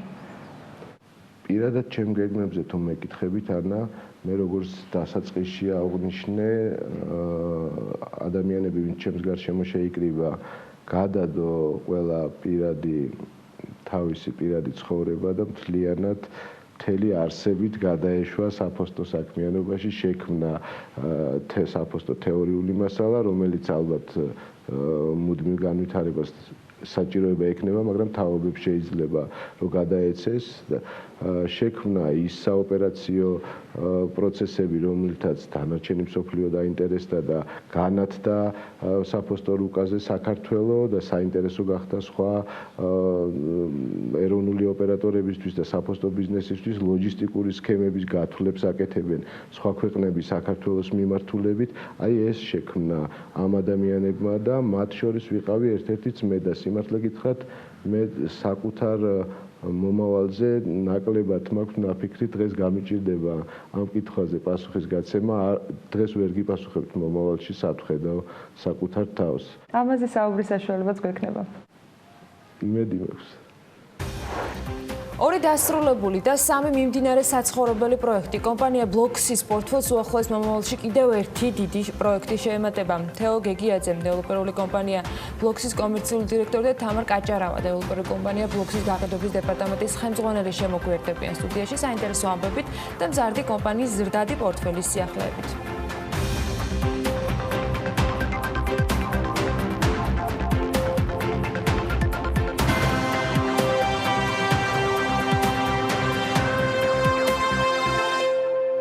დასრულებული და სამი მიმდინარე საცხოვრებელი პროექტი. კომპანია ბლოქსის პორტფელს უახლოეს მომავალში კიდევ ერთი დიდი პროექტი უნდა შეემატოს, რომელიც უძრავი ქონების ბაზარზე. ეს კომპანია 2017 წელიდან საქმიანობს მთავარ პრიორიტეტად მომხმარებლებისათვის ევროპული სტანდარტით, უსაფრთხოების სრული ნორმების დაცვით, მაღალი ხარისხის მასალების გამოყენებით აშენებული საცხოვრებელი ფართების გამწვანებულ და მშვიდ გარემოში შეთავაზებას ისახავს. საცხოვრებელთან ერთად ბლოქსის სასტუმრო ბიზნესში ძალიან საინტერესო განაცხადით წარსდგა და გეგმებიც მრავალმხრივ საინტერესო აქვს. უფრო მეც უკვე ჩვენი სტუმრები მოგვიყვებიან სტუდიაში შემოგვიერთდნენ თეო გეგიაძე, დეველოპერული კომპანია ბლოქსის კომერციული დირექტორი და თამარ კაჭარავა, დეველოპერული კომპანია ბლოქსის გაყიდვების დეპარტამენტის ხელმძღვანელი. მოგესალმებით და მადლობა იმისთვის, რომ ხართ ჩვენთან ერთად. სასტუმრო ბიზნესზე განაცხადი არც მეტი არც ნაკლები ჰილტონია პირდაპირ.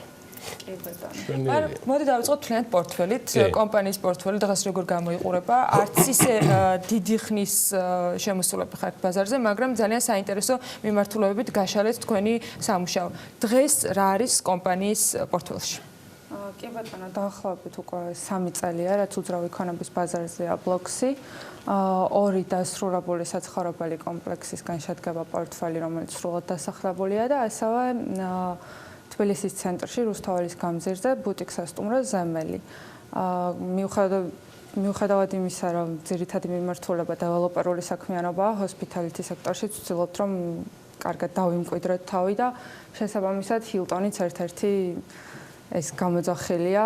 ჩვენთვის ძალიან მნიშვნელოვანია, რომ ეს ბრენდი გვენდო ძალიან ხანგრძლივი გზა გავიარეთ due diligence-ის, შემოწმების, პროექტირების და ჩვენს სახელზე ვფიქრობთ, რომ ძალიან კარგად მოქმედებს ის, რომ ბრენდის ნდობა მოვიპოვოთ. ზემელი ხო არ იყო ინსპირაცია საიმისოდ, რომ ჰოსპიტალიტიში უკვე გლობალურ ბრენდზე გასულიყავით ჰილტონის სახელით. კი ბატონო, დაახლოებით თითქმის პარალელურ რეჟიმში წავიდა მოლაპარაკება ჰილტონის ბრენდთან და ჩვენი პირადი ოპერირების ქვეშ მყოფი სასტუმროს მშენებლობა. რეალურად გვინდოდა, რომ გამოცდილება მიგვეღო, მანამ სანამ უკვე ოპერირებაში შევიდოდა საერთაშორისო ბრენდის სასტუმრო. რომელსაც თავის მხრივ სხვა გამოცდილება მოაქვს და ძალიან საინტერესო არის ამ ორი მიმართულებით მუშაობა. თქვენთვის ამ ეტაპზე ჰილტონთან თანამშრომლის პარალელურად რა დამატებითი თქვათ გამოცდილება ინფორმაცია იყო, თუნდაც იგივე ზემელთან დაკავშირებით, რომელიც არ არის ასეთი საერთაშორისო ბრენდით წარმოდგენილი. სასტუმრო სფეროში ამ კომპანიას ესე გამოცდილება არ ქონდა, ძალიან მნიშვნელოვანი იყო თუნდაც ის პატარა დეტალები, რაც დეველოპერულ სექტორში არ გვხვდება მშენებლობის დროსაც, ეს უკვე ოპერირების დროს მომხმარებელზე ორიენტირებულია მთლიანად ყოველდღიურ ცხოვრებაში. ჩვენ ამან ძალიან ბევრი დეტალი გვასწავლა, რაც უკვე საერთაშორისო ბრენდის დიდ 170 ნომრიან სასტუმროში უნდა გავითვალისწინოთ.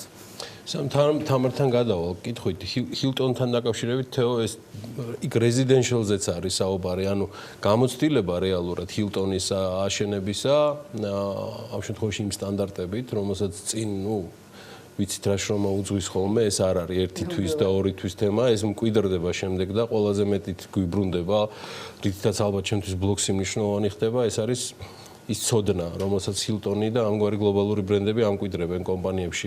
რამდენად გავრცელდება ჰილტონის მთელი ეს ამბები, პროცედურები იმ საცხოვრებელ ნაწილზეც ამ შემთხვევაშიც, რომელიც პარალელურ რეჟიმში შენდება. კი, სწორედ აღნიშნეთ, ამ კომპლექსში, Hill Home Residences კომპლექსში არის 11 სართულიანი სასტუმრო ჰილტონი და 22 სართულიანი საცხოვრებელი ბლოკი.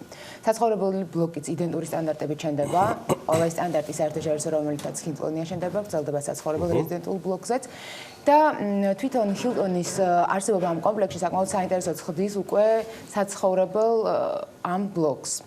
ვინაიდან ბიზნეს ტურიზმი საკმაოდ სწრაფად ვითარდება საქართველოში დღესდღეობით, ამასთანავე ის საკონფერენციო დარბაზები, ვთქვათ, სასტუმროების, რომლებიც ირგვლივ მდებარეობს, ჩამოსული, ვთქვათ, ამ კონფერენციებზე სტაფი, რომელიც განთავსდება, ვთქვათ, ეს ძირითადი ნაწილი შედარებით დაბლ ბიუჯეტურ აპარტამენტებში და შესაძლოა თავად სასტუმრომაც გადმოამისამართოს ხოლმე მსგავსი ტიპის მომხმარებლები რეზიდენტულ ბლოკში. რომ არაფერი ვთქვათ იმაზე, რომ ტურისტულად საკმაოდ აქტიურ ცენტრში მდებარეობს თვითონ პროექტი, ფასადი და ვიზუალი საკმაოდ ინოვაციური და საინტერესოა, გექნებოდა ნანახი ფერადი HPL პანელებით არის აწყობილი მთლიანად, დიახ. და პლუს ამ ყველაფერთან ერთად თვითონ ის ფაქტორი, რომ ინვესტიციის განხორციელებისას ძირითადად რას ვაქცევთ ყურადღებას, რამდენ ხანში რა პერიოდში შევძლებთ ამოვიღოთ ჩვენს მივადექით ჩაბარების პირობები და ფაქტორები, რაც ყველაზე მეტად აინტერესებს, ხო ალბათ? ბატონო, დიახ, ანუ ბინები ბარდება მწვანე კარკასის მდგომარეობაში, თუმცა დაახლოებით რამდენიმე თვეში უკვე დამატებით სარემონტო სამუშაოების შეთავაზების საშუალება გვექნება. იქნება თვითონ აპარტამენტის სტატუსი აქვს პროექტს თუნდაც იმიტომ, რომ სასტუმრო კომპლექსში მდებარეობს და იგივე მომსახურებებით სარგებლობს, თქვა რა სასტუმრო ტიპის აპარტამენტები. ეს არის 20 საათიანი დაცვის სამსახური, კონსიერჟ მომსახურება, რეცეფცია, საერთო სარგებლობის ფართების მოვლა, დასუფთავება და ასე შემდეგ. და ამასთანავე უკვე მომხმარებლის სურვილის შემთხვევაში რუმ სერვისი და გაქირავების სერვისიც. დაუბრუნდები ცოტა თქვენს წინა ნათქვამს, ანუ თქვენვე სთავაზობთ სერვისს, რომელიც რემონტს გულისხმობს? დიახ, ჩვენ შევთავაზებთ იმ სერვისს, რომელსაც რემონტს გულისხმობს, თუმცა ამ ეტაპზე ბინები იყიდება მწვანე კარკასის მდგომარეობაში. ჩვენ გვაქვს კიდევ ერთი დეტალი ბლოქსთან დაკავშირებით, რაც მინდა იცოდეს მაყურებელმა. რომ ეს იმავდროულად არის ერთგვარად საინვესტიციოთა საკმაოდ საინტერესო პროექტი. აქ არ არის საუბარი, რომ უბრალოდ მომხმარებელი მივედით და შევიძინეთ და რაც მთავარია, კომპანიის შეთავაზებას ახლავს იპოთეკური პროგრამაც, რომელიც კონკრეტულ კომერციულ ბანკთან, საქართველოს ბანკთან არის ამ შემთხვევაში ჩამოყალიბებული. ინვესტიციების ნაწილიც მაინტერესებს თეო და მაინტერესებს ასევე ცხადია აი ამ იპოთეკური პროგრამის დეტალები, იმიტომ რომ ადამიანი შეიძლება არასრული, როგორც წესი, არასრული თანხით მოდიან ან სარგებლობენ გარკვეულწილად ბანკის თანადგომით. თქვენ შემთხვევაში როგორ არის ეს შეთავაზება? კი ბატონო, ჩვენ შემთხვევაში ძალიან კომფორტულია მომხმარებლებისთვის ის, რომ შიდა უპროცენტო განმარტება გვაქვს მშენებლობის დასრულებამდე, თუმცა რა თქმა უნდა უმეტეს ნაწილს ასევე ურჩევნია, რომ თავიდანვე იპოთეკური სასხით განახორციელოს ბინის შეძენა. საქართველოს ბანკთან იქიდან გამომდინარე, რომ პროექტი თანამონაწილეობით არის დაფინანსებული საქართველოს ბანკის და ასევე დამფუძნებლების მიერ 45 მილიონ ლარიანი პროექტია ჯამში, სრულად შეკრულია და დაფინანსებულია. ამიტომ საქართველოს ბანკთან გავაფორმეთ იპოთეკური პროგრამის ხელშეკრულება, რის მიხედვითაც უკვე ჩვენ კლიენტებზე გამარტივებული მეთოდებით ხდება სასხის გაცემა მშენებლობის პროცესშივე, რაც რეალურად ძალიან იშვიათია დღევანდელ მშენებარე კორპუსებში, ასე ვთქვათ.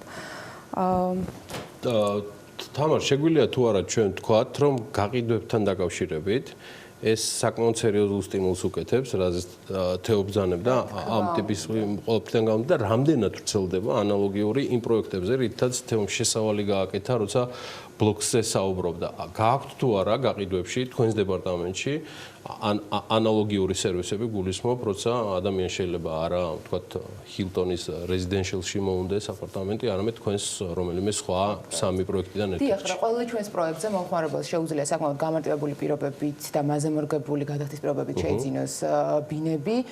ეს არის შიდა უპროცენტო განმარტება, როგორც თეომ თქვა, ამ შემთხვევაში პროექტის დასრულებიდან კიდევ 3-4 თვე გრძელდება შიდა უპროცენტო განმარტება და მომხმარებელს შემდგომ შეუძლია დარჩენილი თანხა გადაიტანოს იპოთეკური სასხით ბანკში. თუმცა, რახან ვართ ჩართულები იპოთეკურ პროგრამაში, აქედანვე მხოლოდ ამ ბინის უზრუნველყოფით არის შესაძლებელი პირდაპირ იპოთეკური სასხის აგება ჩვენს პარტნიორ საქართველოს ბანკში. შიდა უპროცენტო განმარტება მხოლოდ პირადობის მოწმობის საფუძველზე ხდება, შემოსავლების დადასტურების გარეშე, მაქსიმალურად გამარტივებული გზით. რაც შეეხება სხვა პროექტებს, რომელიც თქვენს პორტფელში არის და სიახლეებს, რომელიც თქვათ გეგმაში გაქვთ. აპირებთ თუ არა იგივე საცხოვრებელი მიმართულებით თქვენ ბიზნესის განვითარებას, თქვათ ახალი კომპლექსების მშენებლობას და რას გეგმავთ ზოგადად ამ მიმართულებით? კი ბატონო, ამ ეტაპზე სამი მიმდინარე პროექტის გარდა დაგეგმილი გვაქვს რამდენიმე თვეში კიდევ ერთი პროექტის მშენებლობა, რომელიც ძალიან საინტერესო იქნება იმ კუთხით, რომ 4000 კვადრატულ მეტრამდე სარეკრეაციო ზონა და საბავშვო ზონები ექნება. პროექტირება დღეს მიმდინარეობს გიორგი ხმალაძეს არქიტექტურული გუნდი ამუშავებს, დიახ.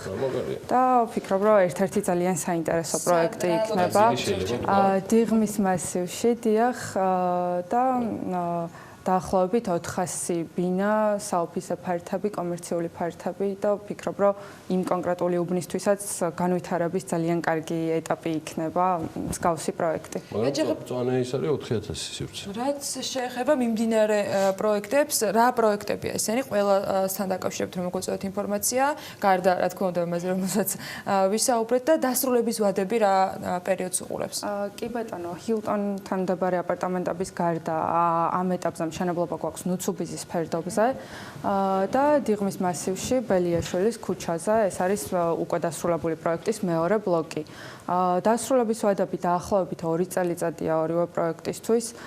პირველი ბლოკი მაგალითად, რომელიც ვახსენე, 2 წელიწადზე უფრო ადრე დასრულდა და დასრულებიდან 1 თვეში უკვე ექსპლუატაციაში იყო მიღებული. რაც მთავარია, უკვე ჩვენი მობინადრეების კმაყოფილებაზე მუდმივად ზრუნავთ და ექსპლუატაციაში მიღების შემდეგაც სულ ვცდილობთ, რომ გავუმარტივოთ ცხოვრება, დავამატოთ განსაკუთრებული ბენეფიტები. ხო, გვინდა რომ რაღაც ინოვაციური ნიშა შემოვიღოთ, რომლის შემოღების შემდეგაც უკვე ჩვენს მომხმარებლებს განსაკუთრებულად შეუყვარდებათ ბლოქსი. ეს თავარი მახასიათებელი, რომელთაც ბლოქსი ცდილობს, რომ სამშენებლო დეველოპერულ ბაზარზე იყოს მომხმარებლებისათვის, პოტენციური მომხმარებლებისათვის გამორჩეული და მასზე გააკეთონ არჩევანი.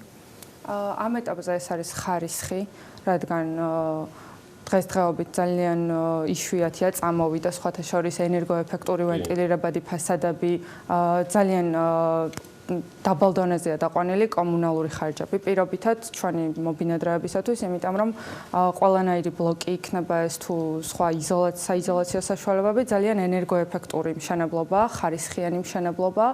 ხოლო სამომავლოდ, როგორც გითხარით, გვინდა რომ შევიმუშაოთ ნიშა, რომლითაც მოვიგებთ უკვე ჩვენი არსებული მობინადრეების გულს. გაყიდვებში პრობლემა ხო არ არის? არა, სპეციალური საკმაოდ იმიტომ რომ ეს შეკრული გაქვთ პაკეტი, საკმაოდ საინტერესო და უკვე ისტორია არის. ანუ ჯამში თუ სწორად დავთვალე და შემისწორეთ თუ მეშლება, ჰილტონის ახალი კომპლექსი ბლოქსისთვის დიღმის პროექტი, რაც ბრძანეთ, გამოდის რომ უკვე პორტფელში 5 პროექტი იქნება. მე მგონი სწორად დავთვალე, ხო? ეს უკვე სერიოზულია. მე წარმატებებს გისურვებთ. ძალიან დიდი მადლობა. ბლოკს წარმატებები, ესეთი სწრაფი და ხარისხიანი დამკვიდრებისთვის ბაზარზე. დასტურად ამის აქვს თუმრობდნენ თეო გეგიაძე, იგი კომპანია ბლოქსის კომერციული დირექტორი გახლავთ და თამარ კაჭარავა, რომელიც ბლოქსის გაყიდვების დეპარტამენტს უძღვებოდა და სულ რამდენიმე წუთში თამარის და თეოს საუბარს უკვე BMG-ს ვებგვერდზე ნახავთ, სადაც დეტალურად შეგიძლიათ კიდევ ერთხელ გაიცნოთ ბლოქსის შეთავაზებას. სხვადასხვა მიმართულებით და მათ შორის სამომავლო კიდევ ერთ-ერთი დიღმის პროექტზე. ხო, ხარისხზე როცა ვსაუბრობთ, ევროპული მანქანა, უსაფრთხოების მაქსიმალური სტანდარტი და Volvo X90 ბექაპაციკატესთან ერთად BMG Drive-ის რუბრიკაში გველოდება და ახლა საქმიანი მაყურებლებისთვის სწორედ ეს ნაწილი გვაქვს შემოსათავაზებელი. კომფორტული მგზავრობის ფონზე ინტერვიუ ამჯერზე თბილისის გზებზე გაუმჯობესებული გადაადგილებისათვის აუცილებელი პროექტებით და გეგმებზე საუბრით დედაქალაქის მერის მოადგილესთან შედგა. მაია პითაძე BMG Drive-ის რესპონდენტად ძალიან საინტერესო მოსაუბრი აღმოჩნდა და ბევრი სიახლის გაზიარებაც მოასწრო. BMG Drive-ის მორიგი ეპიზოდი მე საჭესთანაც მაინტერესებს მე, მაგრამ ეხლა ბაციკაძე არ უნდა იეჭვიანოს.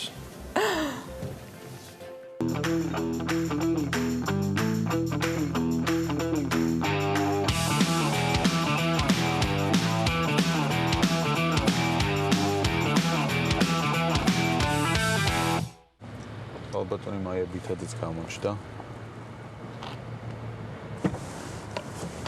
გამარჯობა. გამარჯობათ. კარი ვერ გაგიღეთ დამული ვარ ოპერატორად დამობა. როგორ ხართ? კარგად, დივამშვიდობისა. მოგესალმებით. დღეს ძალიან საინტერესო. ხო, ახალი რუბრიკა დავიწყეთ და ამდენიმე გადაცემა კი იყო უკვე ეთერში. მაგრამ მაინც სიახლეა. მანქანაზე რას მეტყვით, ხალხო, მაია Volvo-ზე. დიდი ექსპერტი არა ვარ მანქანების, მაგრამ ნებისმიერი მანქანა, რომელიც ასე ვთქვათ, ეკომეგობრულია, ძალიან ეკომეგობრულია, Euro 6 სტანდარტია ევროპული ბაზრისთვის და ფაქტიურად 0 აქვს ემის. ხმაც არა აქვს. საერთოდ არ აქვს, როგორც ჰიბრიდები წავს Volvo-ს, მაგრამ როგორც ჰიბრიდული სისტემა ესეც მუშაობს. ჯერ აქედან გავიდეთ, ისე ვიძახდი, რომ მერიასაც აქვს თქვა ეს პარკირების პრობლემა და სამართლიანია, რომ მერიასაც კონდეს პარკირების პრობლემა, იმიტომ რომ ქალაქში არის ზოგადად და მერის თანამშრომლობით ზოგადად ამ ქალაქის ცხოვრობები ვართ, ასე რომ და მერის თანამშრომლის მანქანებიც მიყავს თბილისის პარკინგს, როგორც გავიგე, თუ არასწორად გააჩერეს. ნამდვილად და მერის მოადგილებსაც გვაჯარიმებ და თუ არასწორად ვიქცევით. შენიერი. უამრავი თემა, რასაც მერია უკავშირდება. თბილისში ბათუმამდე რო ვიაროთ, შეიძლება დრო არ გვეყოს სამ თემაზე სასაუბროს, მაგრამ რამდენიმე მინდა რომ გამოარჩიოთ ამ ინტერვიუს პირობებში. ერთ-ერთი პირველი რაც მინდა რომ ვისაუბროთ არის ჭკვიანი შუქნიშნების სისტემის დანერგვა, მათი მონტაჟი 20 მილიონი ევრო უნდა დაიხარჯოს ამ სისტემაზე. შედეგი რა უნდა მივიღოთ, როდესაც ამ ფულს დავხარჯავთ იდეაში, რაზე არის გათვლა გაკეთებული. ნამდვილად ძალიან მნიშვნელოვანია უხეშად ვთქვათ ჭკვიანის შუქნიშნების ახალი სისტემა ქვია, მაგრამ თავის თავში ეს არის ქალაქში ავტოსატრანსპორტო საშუალებების მართვის ახალი მოდელი. აი მარტივად რო ვთქვათ, ეს არის კავშირი ყველა იმ ელექტრონულ საშუალებას შორის, რომელიც შეიძლება აღიქვამდეს მანქანას და ვიცით რომ 112-ში, სადაც მერის ეკრანი დგას, მართვის პულტი. ეს არის ის წერტილი, საიდანაც იმართება საცობები, საიდანაც იმართება საზოგადოებრივი ტრანსპორტი. მაგრამ დღეს ამ მიმართულებით გვაქვს, ასე ვთქვათ, ძალიან სუსტი პოზიციები, იქიდან გამომდინარე, რომ ტექნიკური გადაიარაღება დიდი ხანი არ გაკეთებულა, პროგრამული უზრუნველყოფა ძალიან მოძველებულია და არ არის ის თანამედროვე მეთოდები დანერგილი, რაც იძლევა იმის საშუალებას, რომ თუნდაც საზოგადოებრივ ტრანსპორტს შუქნიშნებით კონდეს უპირატესი გავლის უფლება. რამოდენიმე ადგილზე არის, მაგრამ არა სისტემურად. რა თქმა უნდა, ანუ ჩვენ გვაქვს რამოდენიმე კვანძი, სადაც მოწყობილია კვანძი მთლიანად ახალი თანამედროვე ჭკვიანი სისტემით. მაგრამ ეს არ კმარა. აი მაგალითისთვის რო ავიღოთ კოსტავას, შარტავას რეაბილიტაციის შემდგომ ჩვენ ასეთი რამოდენიმე კვანძი შევქმნით, უბრალოდ ამ ტერიტორიაზე, რეაბილიტირებულ ტერიტორიაზე და ამ ტერიტორიაზე, ასე ვთქვათ, შუქნიშნები ერთმანეთს ხედავენ და ნაკადებს ამის მიხედვით ატარებენ, მაგრამ საბოლოო ჯამში ახლა ისინი არ არიან დაკავშირებული სხვა კვანძებთან, მაგალითად კვანძი, რომელიც არის დიღმისკენ მიმართული კვანძი, რომელიც გაგარინზე გვიქმნის საცობს, ამიტომ ის კუდი, ასე ვთქვათ, სატრანსპორტო კუდი შარტავას და კოსტავაცით მოყვება და ჯამში ვერ აგვარებს პრობლემას. ჯამში ვერ აგვარებს, აგვარებს რაღაც ვიწრო მონაკვეთზე და ჯამში ვერ აგვარებს. ანუ როდესაც ჩვენ საუბრობთ იმაზე, რომ საზოგადო ტრანსპორტი უნდა გამოუცვალოთ, ახალი ავტობუსები, დიდი გაბარიტის ავტობუსები, საუბრობთ იმაზე, რომ მოლოდინის დრო უნდა შევამციროთ, იმიტომ რომ უცბად რო ვთქვათ, ჩვენთან საზოგადოებრივი ტრანსპორტის სისტემა დღეს არის ძალიან მოშლილი. რაც არ უნდა ახალი ავტობუსი ყავდეს, თუ სისტემა არ მოაგვარე და მოლოდინის დრო არ შეამცირე და უბნები მთლიანად არ უზრუნველყავი საზოგადოებრივი ტრანსპორტით, ნიშნავს იმას, რომ უფრო მეტი მანქანის შეძენა მოუწევს მოსახლეობას და უფრო მეტი საცობი წარმოიქმნება.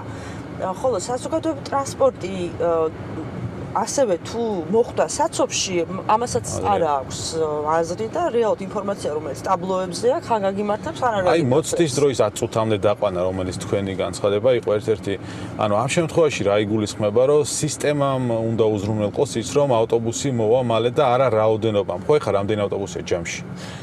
ჯამში ახლა ხო გარდამავალ პერიოდში ვარ, მაგრამ აი თუ ბოგდანებზე ვისაუბრებთ, ჯამურად იყო დაახლოებით 700-მდე 680 ბოგდანი, რომელიც ხაზებზე გადიოდა.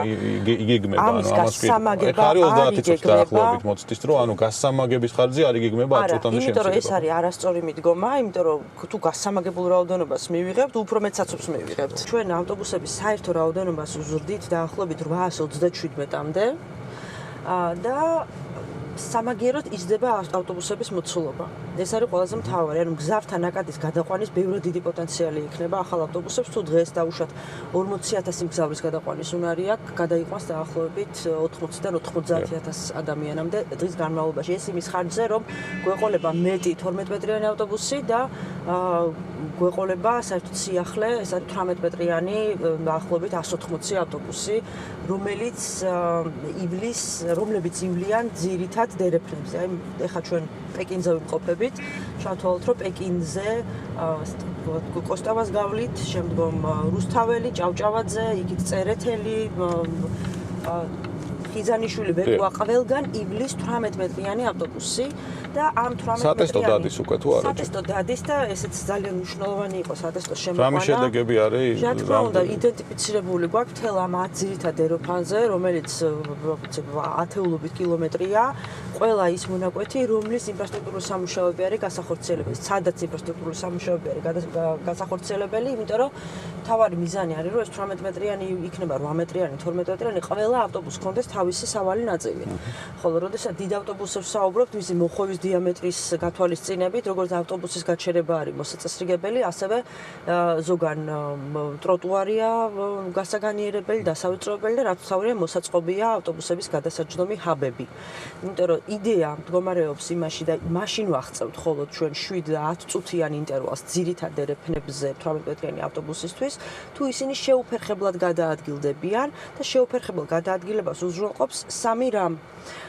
ეს არის მოწესრიგებული ინფრასტრუქტურა, ის რომ ინფრასტრუქტურა მოწესრიგებულია ამ შესაბამისი ბასლაინებით, მოწესრიგებულია ავტობუსების გაჩერებები და არსებობს ელექტრონული მართვის ჭკვიანი სისტემა, რომლებიც ნებისმიერი შეფერხების დროს წითელს აუნთებენ, ასე ვთქვათ, ავტომობილს, რომელიც კვეთს და შეიძლება კვეთდეს და გვექნება კვეთები ბუნებრივია ავტობუსის გაჩერებებს, რა თქმა უნდა, შეხვევები ყველა ქუჩაზე გვაქვს, მაგრამ პრიორიტეტს მიანიჭებს საზოგადოებრივ ტრანსპორტს, იმიტომ რომ ის თავის დროზე უნდა მივიდეს ავტობუსის გაჩერებაზე. ანუ, როდესაც ჩვენ განვითარებულ სახელმწიფოებში ვიმყოფებით, ვიცით, რომ ზუსტად იქნება ეს 15:27 თუ 15:37 ზუსტად იმ დროს მოვა, აი 37-ზე მოვა ავტობუსი. ჩვენ ეს 2 წელიწად ნახევარი გვინდა იმისთვის, რომ ინფრასტრუქტურული სამუშაოები ჩატარდეს, ბუნებრივია თითოეული ქუჩის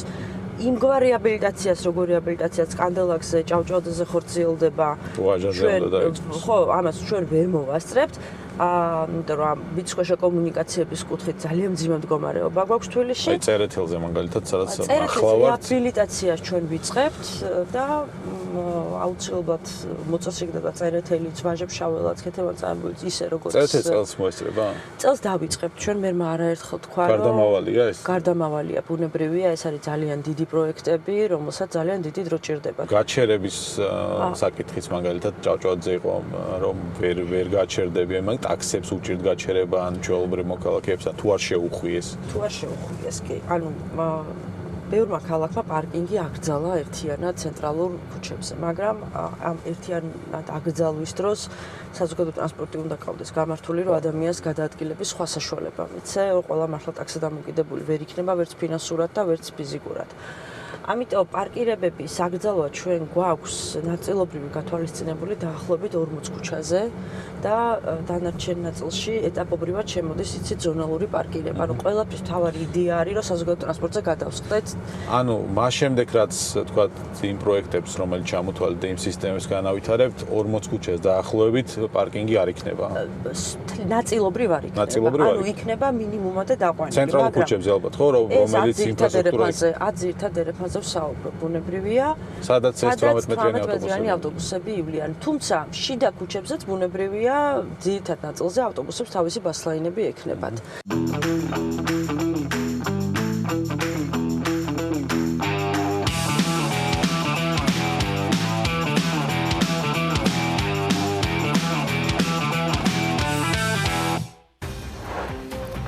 თვეში 3500 ვიზიტორი, 80,000 დარეგისტრირებული მომხმარებელი, 25,000-მდე დასახელების პროდუქტი და მომსახურება. ბევრი სიახლე ელექტრონული კომერციის პლატფორმა Express მომხმარებლებს და პარტნიორებს ახალი ვერსია შესთავაზა. დეტალებზე თამუნებუაძე, ექსტერის აღმასრულებელი დირექტორი რამდენიმე წუთში ისაუბრებს საქმიანის ეთერში. სტუდიაში ველოდებით ჩაი ნაგომარის დამფუძნებელსაც ნანა ყაულაშვილს, რომელიც ევროკავშირის პროექტების დახმარებით უმაღლესი ხარისხის ქართულ ჩაის საუკუნოვანი ტრადიციით ამზადებს. დაგულოდეთ საინტერესო სტუმრიანობა გელოდებათ.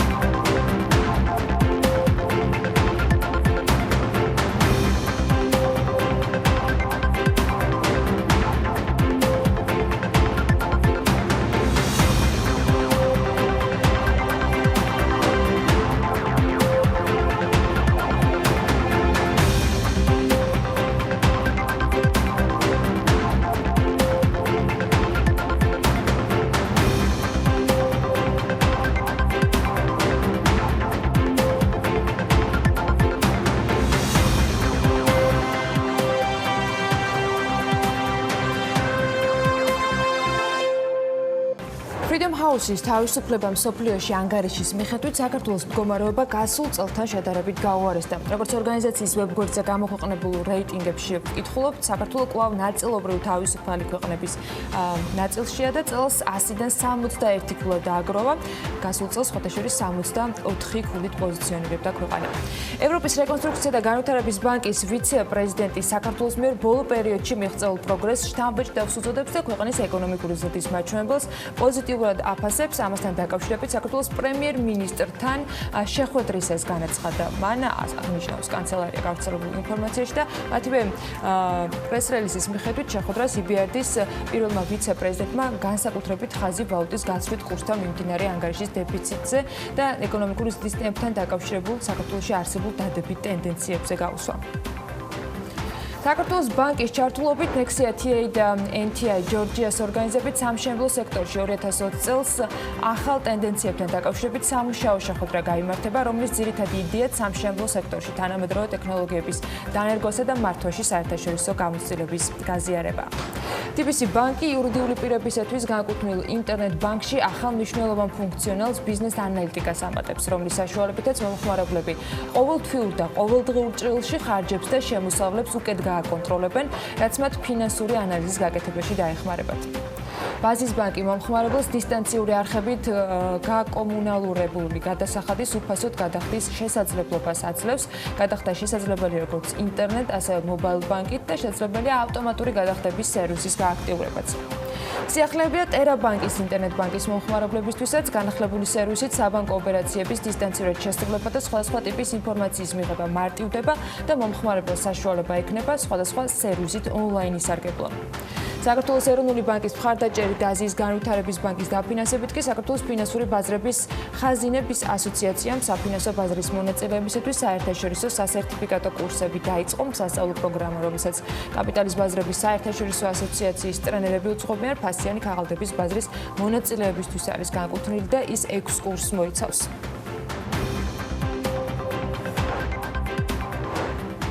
სოკარმა სამომავლო საინვესტიციო გეგმებთან დაკავშირებით განაცხადი სემექსში წარადგინა. ამის შესახებ საუბრისას თავად სოკარ ჯორჯია გაზის დირექტორმა აზერ მამედოვმა მოგვაწოდა ინფორმაცია. მან ასევე ის სამუშაოები შეაჯამა, რასაც აზერბაიჯანული ენერგოგიგანტი წლების განმავლობაში საქართველოში ახორციელებს. აზერ მამედოვი ამბობს, რომ მიუხედავად იმისა, როგორი პოლიტიკური ვითარება იქნება ქვეყანაში არჩევნებიდან გამომდინარე, ეს გაზმომარაგებაზე და სოკარის საქმიანობაზე არანაირად აისახება. მან აღნიშნა, რომ აზერბაიჯანულმა სახელმწიფო კომპანიამ საქართველოს მთავრობასთან ნაკისრის საინვესტიციო ვალდებულებები სრულად შეასრულა და ეს 250 მილიონ ამერიკულ დოლარს შეადგენს, რის შედეგადაც 300,000 ახალი აბონენტის გაზიფიცირება მოხდება.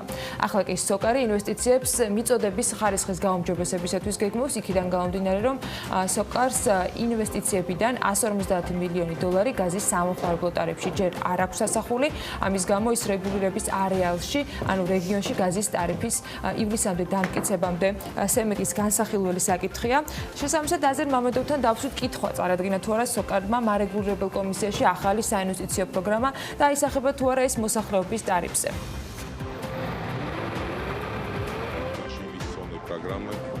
ჩვენი საინვესტიციო პროგრამები შეთანხმებული უნდა იყოს მარეგულირებელთან.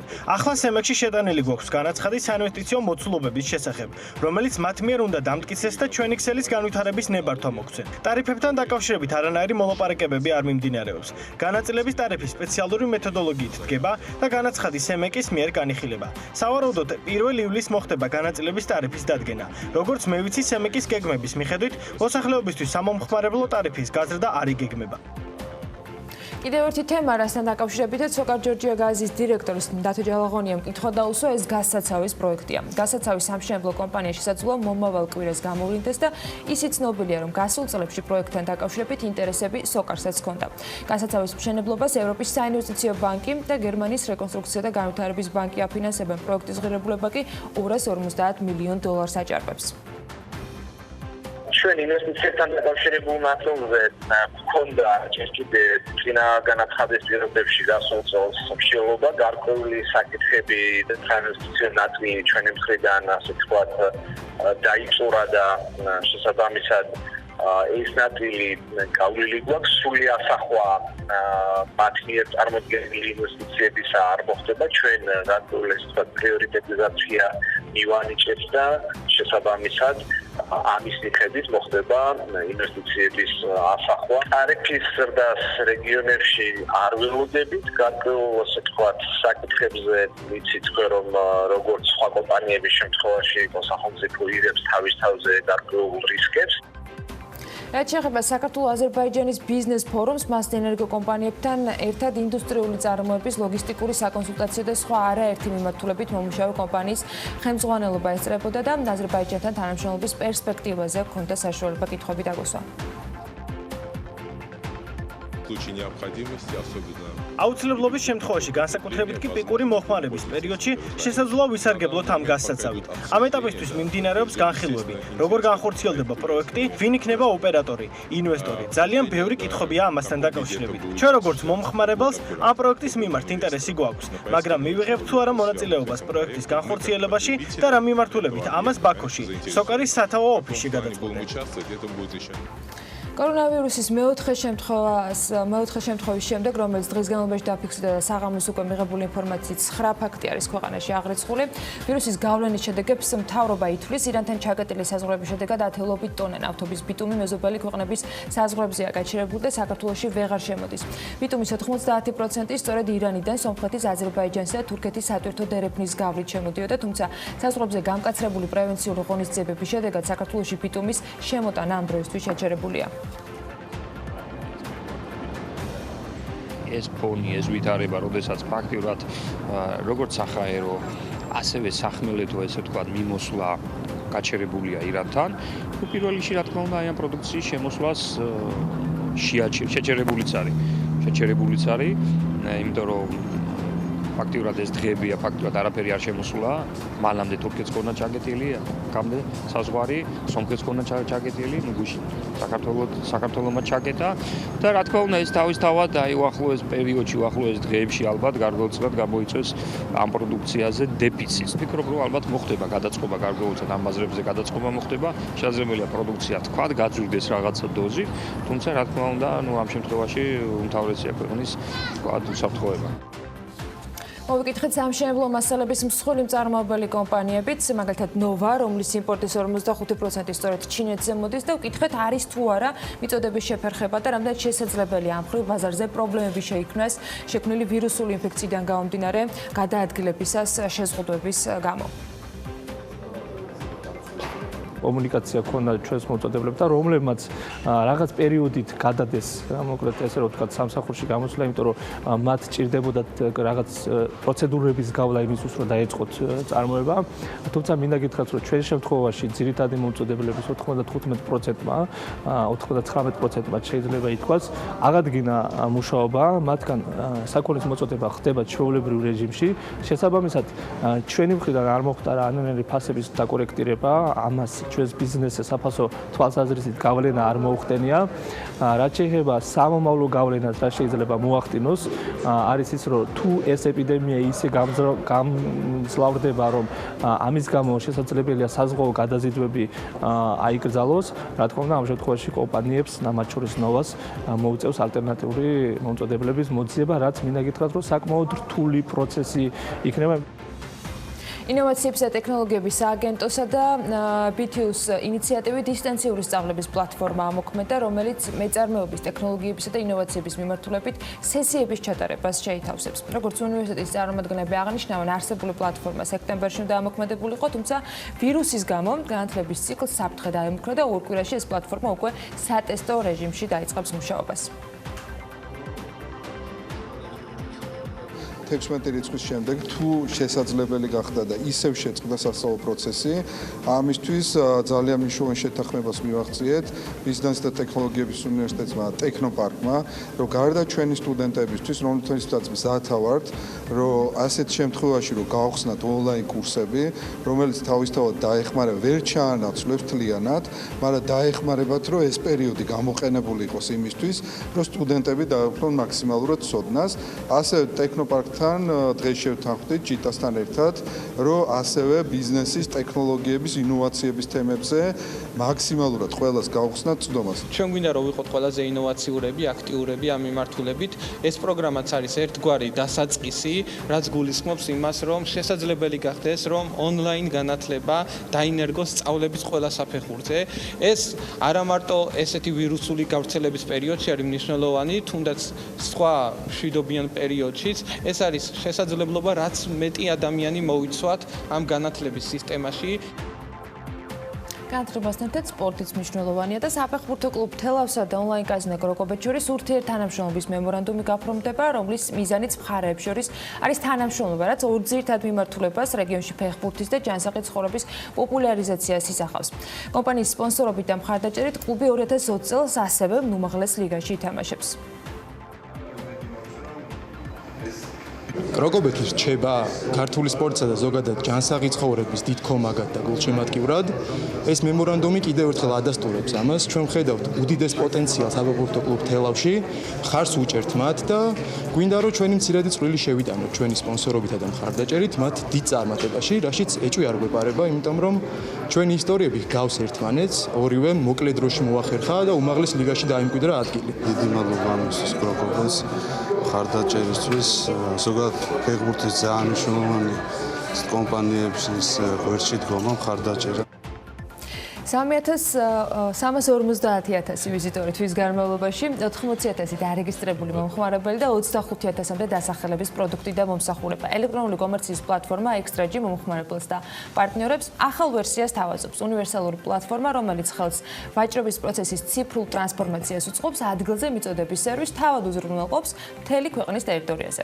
ExtraG-ის სიახლეებსა და გეგმებზე კომპანიის აღმასრულებელმა დირექტორმა თამუნა ბუაძე უნდა მოგვიყოს უფრო მეტი, რომელიც სტუდიაში შემოგვიერთა. მოგისალმებით და მადლობა რომ ხართ ჩვენთან ერთად. როგორ ზანდებით? კარგად, თქვენ როგორ? კარგად, დიდი მადლობა. მე დავიწყოთ განახლებით და იმ შეთავაზებით, რომელიც თქვენ გაქვთ. რას გულისხმობს ეს განახლება და რა სიახლეები გაქვთ?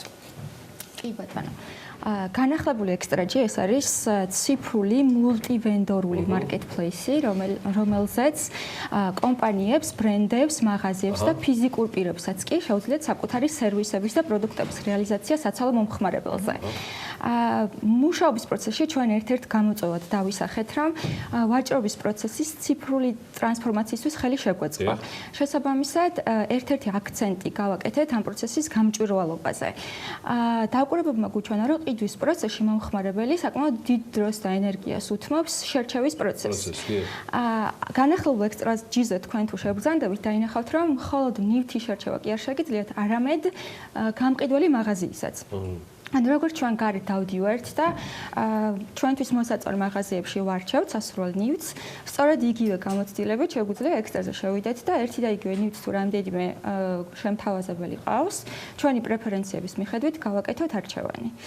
ამას გარდა, რა თქმა უნდა, ციფრული პროდუქტი აბსოლუტურად განახლებული არის.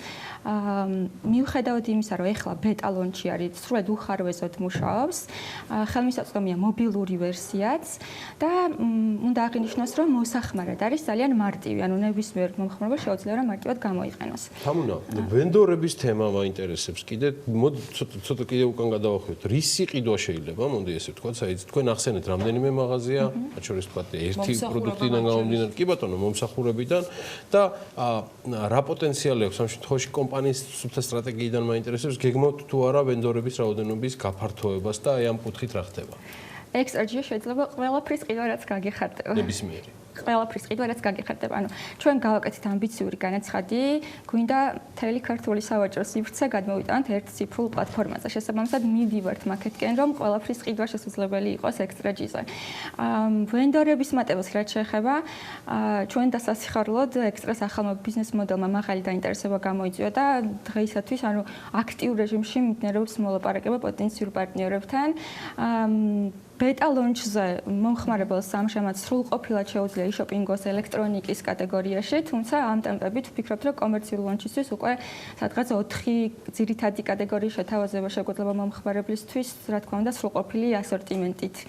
ამას გარდა, ანუ წაიღანეთ საუკუნიშნა, რომ ფიზიკურ პირებსაც აქვს შესაძლებლობა იმისთვის, რომ რა ვიცი, ანუ გაყიდონ განათავსონ თავისი, ხო? განათავსონ თავისი შეთავაზება სხვა ფიზიკური პირი მომხმარებლებისთვის, ან თუნდაც იურიდიული პირი მომხმარებლისათვის. გაყიდვის მოდულზე ორი სიტყვით ვიტყვი ასევე. ვენდორ კომპანიებს ჩვენ ვთავაზობთ ეგრეთ წოდებულ ვენდორ დაშბორდს, რომელიც არის სამართავი კი პანელი.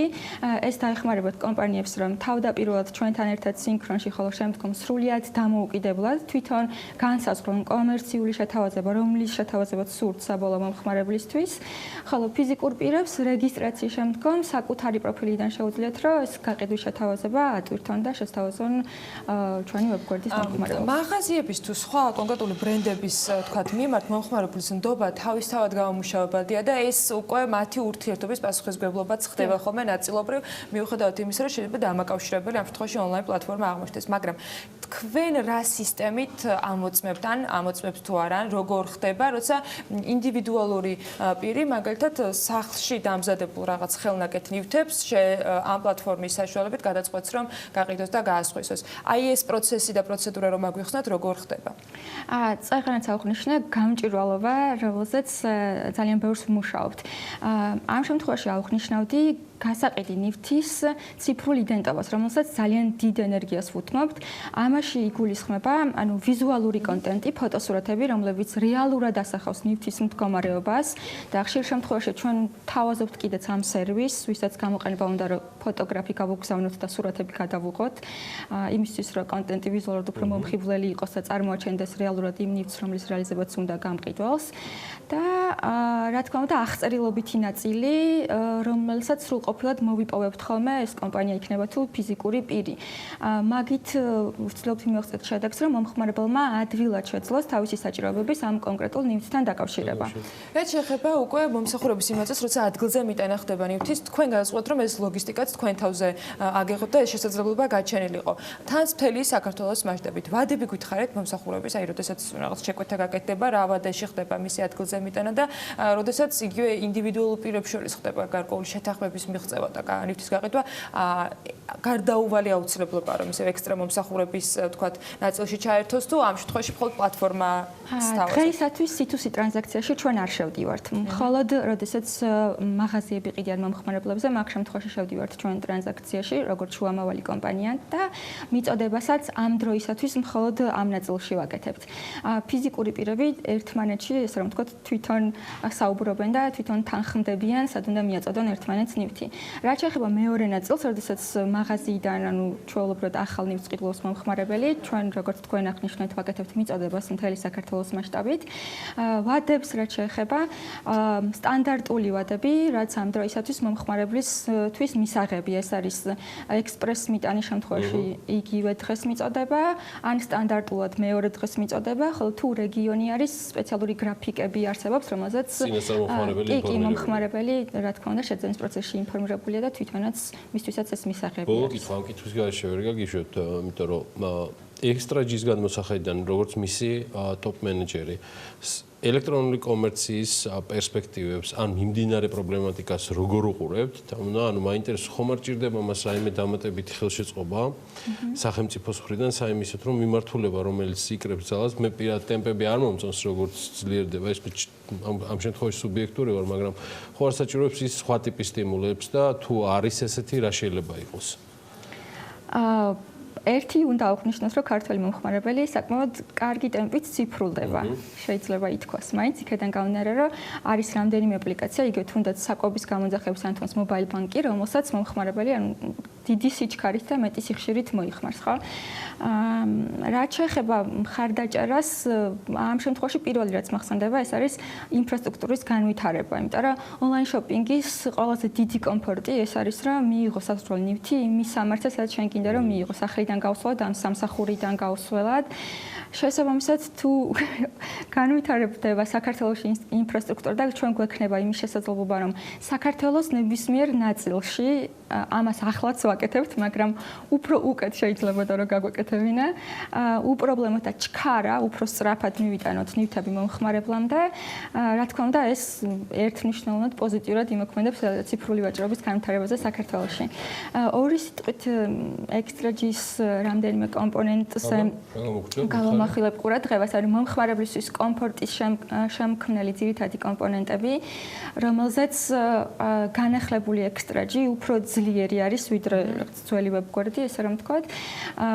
ეს არის პირველ რიგში, ანუ მომხმარებელთან კომუნიკაცია, ჩვენი საკონტაქტო ცენტრი, რომელიც მომხმარებელს არ მხოლოდ ვებგვერდის გამოყენებით ინსტრუქციაში ეხმარება, არამედ ნივთის შერჩევის პროცესშიც ძალიან ეხმარება. რა თქმა უნდა, შიდა საძიებო გამართული სისტემა, იმისთვის რომ მომხმარებელმა ნავიგაცია მარტივად მოახდინოს ვებგვერდზე და იპოვოს სასურველი ნივთი ადვილად. წეგანაც აუხნიშნეთ მიწოდება საქართველოს ნებისმიერ წერტილში, რადგან არ უნდა გვჭდებოდეს ჩვენეს. და ის უფრო მეგობრული გახდა ფაქტია. ანუ და ყველაფრიდან ყველა დეტალია გათვალისწინებული მე მგონი. ნამდვილად.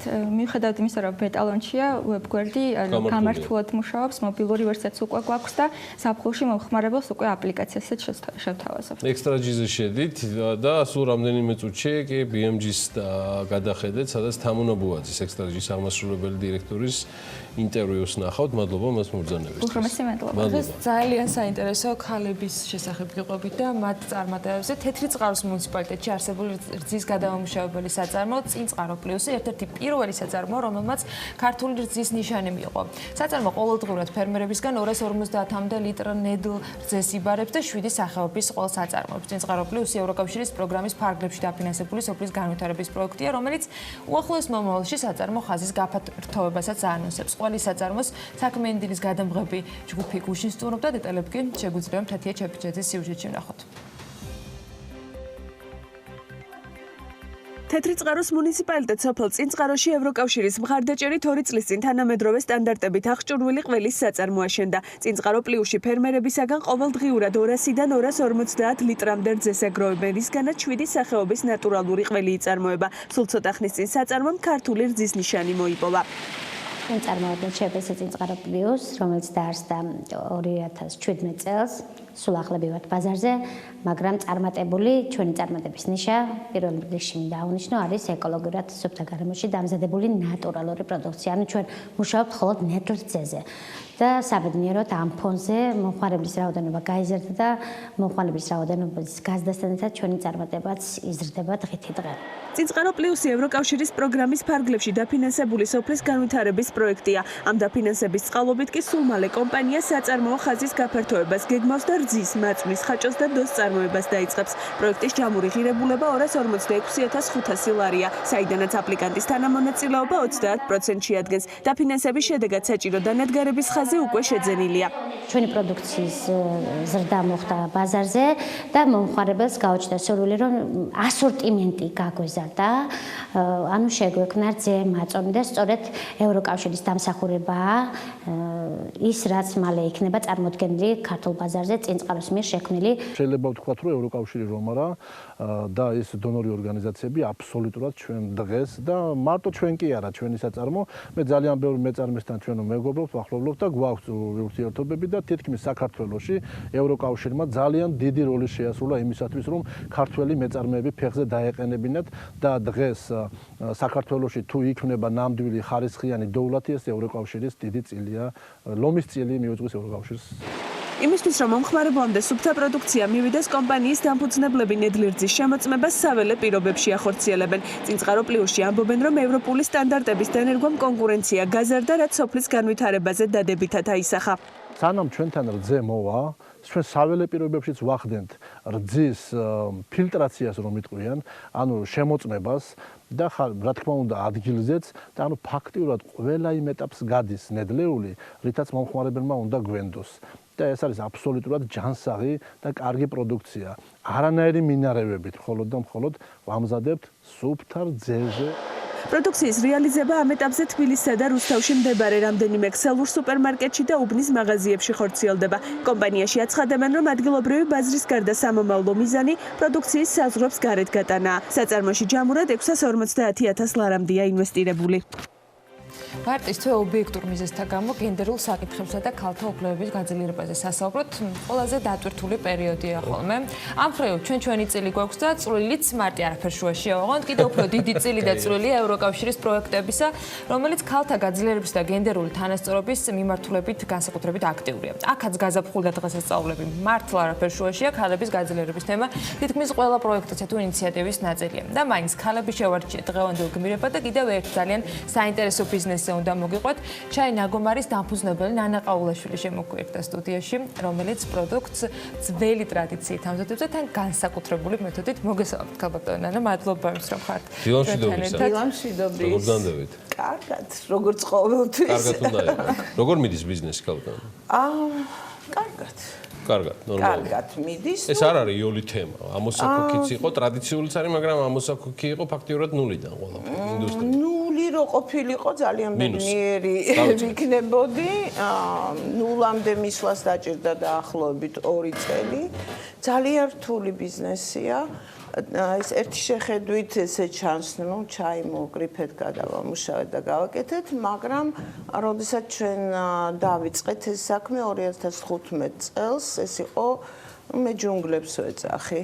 ანუ ის ჩაი ჩვენ რაც გაგვაჩნია ის ოქრო, რომელსაც მწვანე ოქრო მთელი მსოფლიო დაკანგალებს, ასე ვთქვათ, ჯუნგლებად იყო ქცეული, მთლიანად ეკალში და ბარდებში იყო გახვეული, მოგვიწია აბსოლუტურად გადაჭრა, იმიტომ რომ იქ რაღაცა კოროზიები ისინი არ ყოფილიყო. და აი იმ ნულამდე მივედით და ახლობ წელიწად ნახევრის 2 წლის მერე. 2018-დან რა ხდება? ანუ 2018-დან რა ხდება? 2018-დან, ну, აი თავიდან როგორ არის იცით, როდესაც ჩვენი ბიზნეს გათვლა იყო, გვეკონა რომ რაღაცა თანხა რომელიც ჩვენ გაგვაჩნდა და მინდა აღვნიშნო რომ ჩვენ თბილისიდან წავედით რეგიონში რომ დაგვეწყო ეს საქმე, ჩვენი პარტნიორის ძალიან დიდი დამსახურება ამაში. 2018-დან მივხვდით რომ უკვე ის რესურსი იწურებოდა და აბსოლუტურად არ იყო საკმარისი, რაც ჩვენ გაგვაჩნდა და ამ პერიოდში უკვე წამოვიდა ძალიან სერიოზული პროექტი, ევროკავშირის პროექტი, ეს იყო ემპარდის სახით, რომელმაც ძალიან დიდი წვლილი შეიტანა ჩვენ განვითარებაში, ჩამოყალიბებაში, ან პლანტაციების სწორედ დამუშავებაში. ეტაპი იყო ეს კომპანიისათვის, რა მოხდა ამ დროისათვის და რა თქვათ წვლილი შეიტანა იმისათვის, იმიტომ რომ შეიძლებოდა თუ არა ამ პროექტის გარეშე თქვენ დღეს წარმოებლები ყოფილიყავით? იცით რა, ну ალბათ გამოსავალი ყოველთვის არის ყველა სიტუაციიდან, მაგრამ ერთი ზუსტად ვიცი რომ არ დავანებებდით თავს, მაგრამ ამ პროექტმა ძალიან მნიშვნელოვანი ფინანსური რესურსი შემოიტანა, რომელიც აბსოლუტურად მოხმარდა წარმოებას. Ну, ყველაფერი ამორტიზირებული იყო, ყველაფერი ძველი იყო, ჩვენ არც აწარმო გქონდა არაფერი. და უკვე დღეს თავნამედროვე მოთხოვნა და ტექნოლოგიები სხვა რაღაცებს ითხოვს, სხვა ტიპის დანადგარებს. ანუ ევროკავშირის დახმარებით და მემპარდის პროექტის დახმარებით სრული რეაბილიტაცია მოხდა ჩვენი ფართობების გაფართოება, ერთი ორად გაფართოვდა ფართობების რაოდენობა პლანტაციების და მოხდა სერიოზული დანადგარების შეძენა. დღეს კომპანიის მართვაში, საკუთრებაში რა ფართობის პლანტაციებია და რა ტიპის საწარმო არის, ანუ რა წვდება ერთმანეთს და რა წარმადობა გაქვთ. დიდად ვერ ვერკვევი ჩაის წარმოების პროცედურებში და პროცესებში, მაგრამ როგორც ვიცი, განსაკუთრებული არის ამ შემთხვევაში თქვენი პროდუქტი იმ ძველი ტრადიციების გათვალისწინებით და იმ ნედლეულის მოკრეფის პრინციპით, რომელთაც თქვენ მუშაობთ. აი ეს ყველაფერი მინდა რომ იცით როგორ არის, როდესაც დავიწყეთ ფიქრი, რომ რა შეიძლებოდა გაკეთებულიყო და რითი ყოფილიყო განსხვავებული, თქვენ იცით, რომ საკმაოდ გაჯერებულია ბაზარი იმპორტული ჩაით და ძალიან ძნელი ამ კონკურენციაში გავლა, არა მარტო საქართველოში, ზოგადად მსოფლიოში. ის ნიშა, რითიც გამოარჩევდა ჩვენ ჩაის სხვა ჩაებისგან იყო მხოლოდ ხარისხი. მხოლოდ მაღალი ხარისხის პროდუქტ შეუძლია კონკურენტურიანი იყოს ბაზარზე. ჩვენ დავიწყეთ სადღაც ჰექტარი დარვა 2 ჰექტრამდე და დღეს ჩვენი პლანტაციების რაოდენობა 25 ჰექტარზეა ასული, აბსოლუტურად რეაბილიტირებულია, მოვლილია და რაც მთავარია, აქცენტი კეთდება მხოლოდ ხარისხზე. ჩვენ საშუალო ხარისხსაც არ ვეხებით, ვეხებით მხოლოდ მაღალ ხარისხს და გვინდა რომ ეს ნიშა დავიჭიროთ. ესევე ძველი მოსახლეობისგან, ვისაც ჰქონდა ეს ტრადიციულად ჩაის წარმოება, საკმაოდ ბევრი რამე შევისწავლეთ, ის რამოდენიმე მოხუცი აღარც არსებობს, ეს არის ხელით, რომელიც ხელით კრებდა და ხელით ამუშავებდა. ეს ექსპერიმენტიც გავაკეთეთ, ჩვენ მას ოქროს ჩაი დავარქვით, რომელიც რა თქმა უნდა ძალიან ცოტაა და ძალიან რთულია ამის. ეხლა ისეთი სიამაყით მინდა ვთქვა, რომ პირველი ექსპორტი განვახორციელეთ ჩვენ 2019 წლის ბოლოს ამერიკის შეერთებულ შტატებში და ეს იყო ჩვენი ერთ-ერთი სერიოზული წარმატება, რომელიც ერთწლიანი კონტრაქტი დავდეთ. დღეს წარმადობა მკითხეთ ჩვენ არ არის ძალიან დიდი წარმადობა და მაგრამ მაინც უკვე რაღაცა რესურსი არსებობს, სადღაც 3 ტონა ნახევარზე ავედით ჩვენ საკუთარ პროდუქციაზე და წელს უკვე მოდის აი 4-5 წელი დაჭირდა სრული მოსავლის მოსვლას. წელს უკვე დაახლოებით 2 მაქს მეცველთ 8 ტონამდე. მაგრამ მაინც როდესაც სერიოზული მოთხოვნა არის, ეს ციფრები არაფერს თქმელი არ არის. ანუ ჩვენ კიდევ რაც ძალიან მნიშვნელოვანია და მინდა აღვნიშნო, მოვახდინეთ შესწავლა, ანუ კომუნიკაცია იმ ხალხთან, ვინც მხოლოდ ხარისხიან ჩაიზე მუშაობს, ეს არის მწვრილი ფერმერები და ამ ფერმერების გაერთიანება მოხდება ჩვენ ერთგვაროვან ჩაიზე შევთანხმდით, რაოდენობის თვალსაზრისით ერთობლივად მოხდება, აი ესეთი შიდა კოოპერატივია ჩვენ და კიდე კოოპერაცია მოხდება კოოპერატივების და კერძო მწარმოებლების.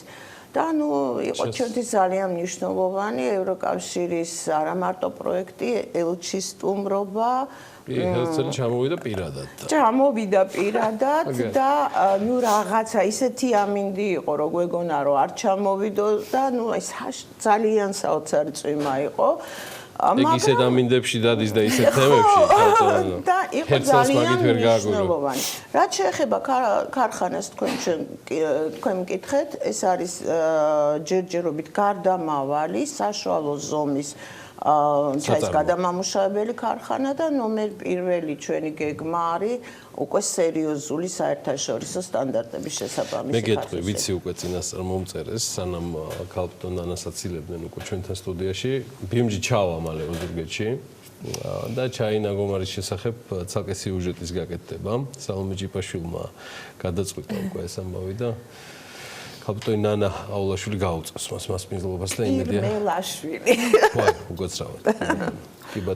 კი ბატონო და მადლობა მობრძანებისთვის. დიდი მადლობა თქვენ. მაგარია რომ ევროკავშირი შუაგულ ოზურგეთში გვეხმარება და მე კიდე უკვე ვყიდით ამერიკაში ხო ძალიან პარადოქსი. არა მარტო ევროკავშირი გვეხმარება ადგილობრივი ხელისუფლებაც, სამთავრობო პროექტებიც არსებობს. ხო, ნუ როგორც ყველაფერი საქართველოს ტემპით მიდის, მაგრამ არის მონდომებას და დარწმუნებული ვარ, რომ ბევრი წარმატება იქნება. მადლობა სტუმრობისათვის. ჩვენ კი ახლა მსოფლიოში რამდენიმე ესეთი ბრენდის შესახებ უნდა მოგიყვეთ, რომელთა ცნობადობას დარწმუნებული ვარ, რომ სულაც არ არის უცხო. არსებობს ესეთი ბრენდები, რომელთაგან მაგალითად ზოგი მსხვილია, ზოგი არც ისე დიდი, ზოგი გიგანტური, თუმცა რეალურად ეს სიმრავლე მომხმარებელთათვის კომფორტულია იმის გამო, რომ შეგვიძლია ჩვენ სურვილებს და მოთხოვნებზე მორგებული შენაძენი გავაკეთოთ. ცხადია, ასაკობრივი კატეგორიების მიხედვით ეს ცვალებადია, შესაბამისად იკვეთება ბრენდები, რომელთა მიმართაც განსაკუთრებით მოთხოვნა სხვადასხვა თაობის წარმომადგენლების მხრიდან არსებობს. სწორედ ამ ბრენდებთან დაკავშირებით ძალიან საინტერესო მასალა მოგვიწევს მარიამ ადამიანმა და ლევან აღიაშვილმა, რომლებიც ახლა სტუდიაში გვერდებიან. მოგესალმებით ორივეს და გისმენთ, რას ირჩევენ მილენიალები, თაობა X-ის და თაობა ბეიბი ბუმერების წარმომადგენლები, როგორი არის მონაცემები? დილამშვიდობის ანა. თაობების მიხედვით ბრენდების გადანაწილებას მილენიალებს დავიწყებ იგივე თაობა Z-ით, რომელშიც იგულისხმება 18-დან 34 წლამდე ახალგაზრდები. მათზე საქართველოში ხშირად გაიგონებდით ფრაზას სულ ჩამძვრალია ტელეფონში ან კითხვას რა თაობა მოდის, თუმცა ეს არ არის მხოლოდ შეწუხებული მშობლების ნათქვამი, რადგან მსოფლიოში ყველაზე დიდი კომპანიები ცდილობენ გამოიკვლიონ ახალი თაობა, მათი ინტერესები, ამისათვის კი მილიონობით ინვესტიციას დებენ კვლევებში, რადგან სულ რამდენიმე წელიწადში თაობა Z-ი არსებული კომპანიების მთავარი მომხმარებლები გახდებიან. კომპანიებს, რომლებსაც სურთ ბაზარზე დიდხანს იარსებობენ, აუცილებელია იცოდნენ ამ თაობის მახასიათებლები, ინტერესები და ტენდენციები, რომლებიც განსაზღვრავენ მათ ქცევას. რეალურად ეს ადამიანები უპირატესობას ანიჭებენ პროდუქტებს და არა ბრენდებს და არიან გაცილებით მოთხოვნადები ვიდრე სხვა თაობის წარმომადგენლები. ასეა და მარიამ დამეთანხმები ალბათ რომ ჩვენთვის პროდუქტის მახასიათებლები და ფუნქციები ყველაზე მნიშვნელოვანია. სიტუაციურ მაგალითებში იკვეთება ასევე ისიც რომ სწრაფად ვიცვლით დამოკიდებულებას, როცა ბრენდი იმედებს არ ამართლებს. მილენიალებს გვაქვს იმუნიტეტი, ეგრეთ წოდებული ტრადიციული სახის რეკლამებს და ინფორმაციას ვეძებთ ინტერნეტში, ვკითხულობთ გამოხმაურებებს, მეტ ყურადღებას ვაქცევთ, როდესაც ბრენდს გულწრფელი და პერსონალიზებული სახის კომუნიკაცია აქვს, ამიტომ ჩვენი მოტყუება საკმაოდ რთულია.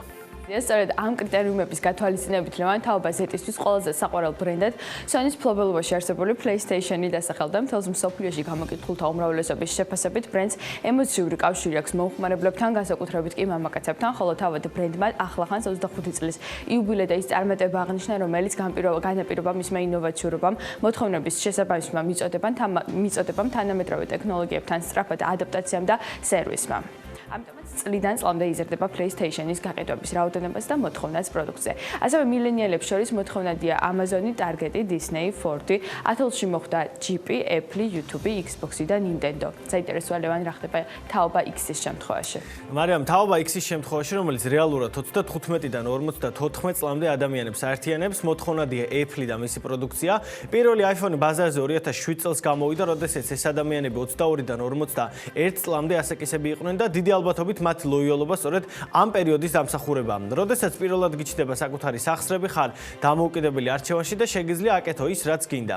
Apple-ის გარდა თაობა X-ის გონების და ეგრეთ წოდებული Top of Mind-ის დაპყრობა Amazon-მა, Netflix-მა, Jeep-მა, Disney-მ და სხვებმა შეძლეს. ეს ის სახელებია, რომელიც მთელ მსოფლიოში მილიარდობით ადამიანს აერთიანებს. რაც შეეხება baby boomers, მინდა გითხრათ, რომ ამერიკის შეერთებული შტატების შემოსავლების 70% სწორედ ამ თაობის წარმომადგენლებზე მოდის, რაც იმას ნიშნავს, რომ ყველაზე გავლენიანი მომხმარებლები არიან.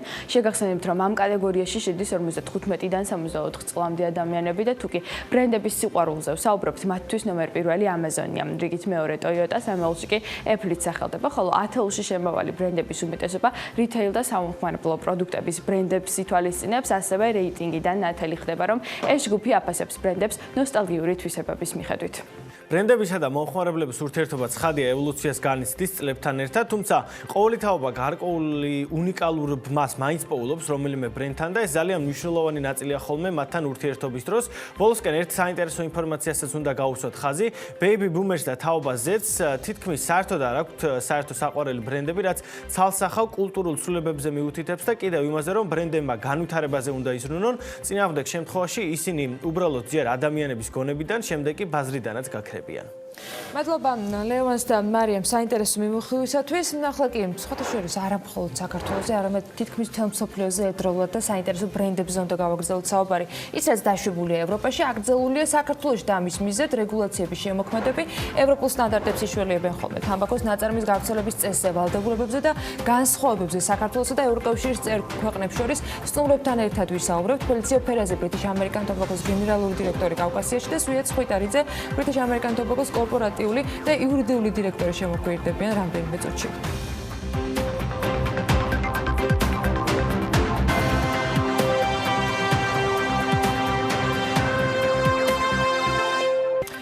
იტალია და ბოლოს ლონდონი. იტალია ვირუსამდე ბევრად ადრე იყო, მშვიდად ვართ. ეს მარშრუტია, რომელიც ჩვენმა რესპონდენტმა გაიარა და რომელსაც ჟურნალისტიკაში პრაქტიკა პირდაპირ მიუნებების დროს ჰქონდა ასათვისებელი. ძალიან საინტერესო მასალით მოგვემარაგა სხვათა შორის BMG-ის ერთგული მაყურებელი ადვილად მიხვდება, რომ ახლა ზვიად ხვიტარიძეზე ვსაუბრობ, რომელიც კავკასიაში British American Tobacco-ს კორპორატიული და იურიდიული დირექტორია და მისი ეს გამოცდილება პირველად სამსახურს და იმ რეგულაციებს უკავშირდება, რომელიც ევროკავშირთან ასოცირების სახელით თამბაქოს ნაწარმის გაყიდვაზე საქართველოში მოქმედებს. ინტერესს.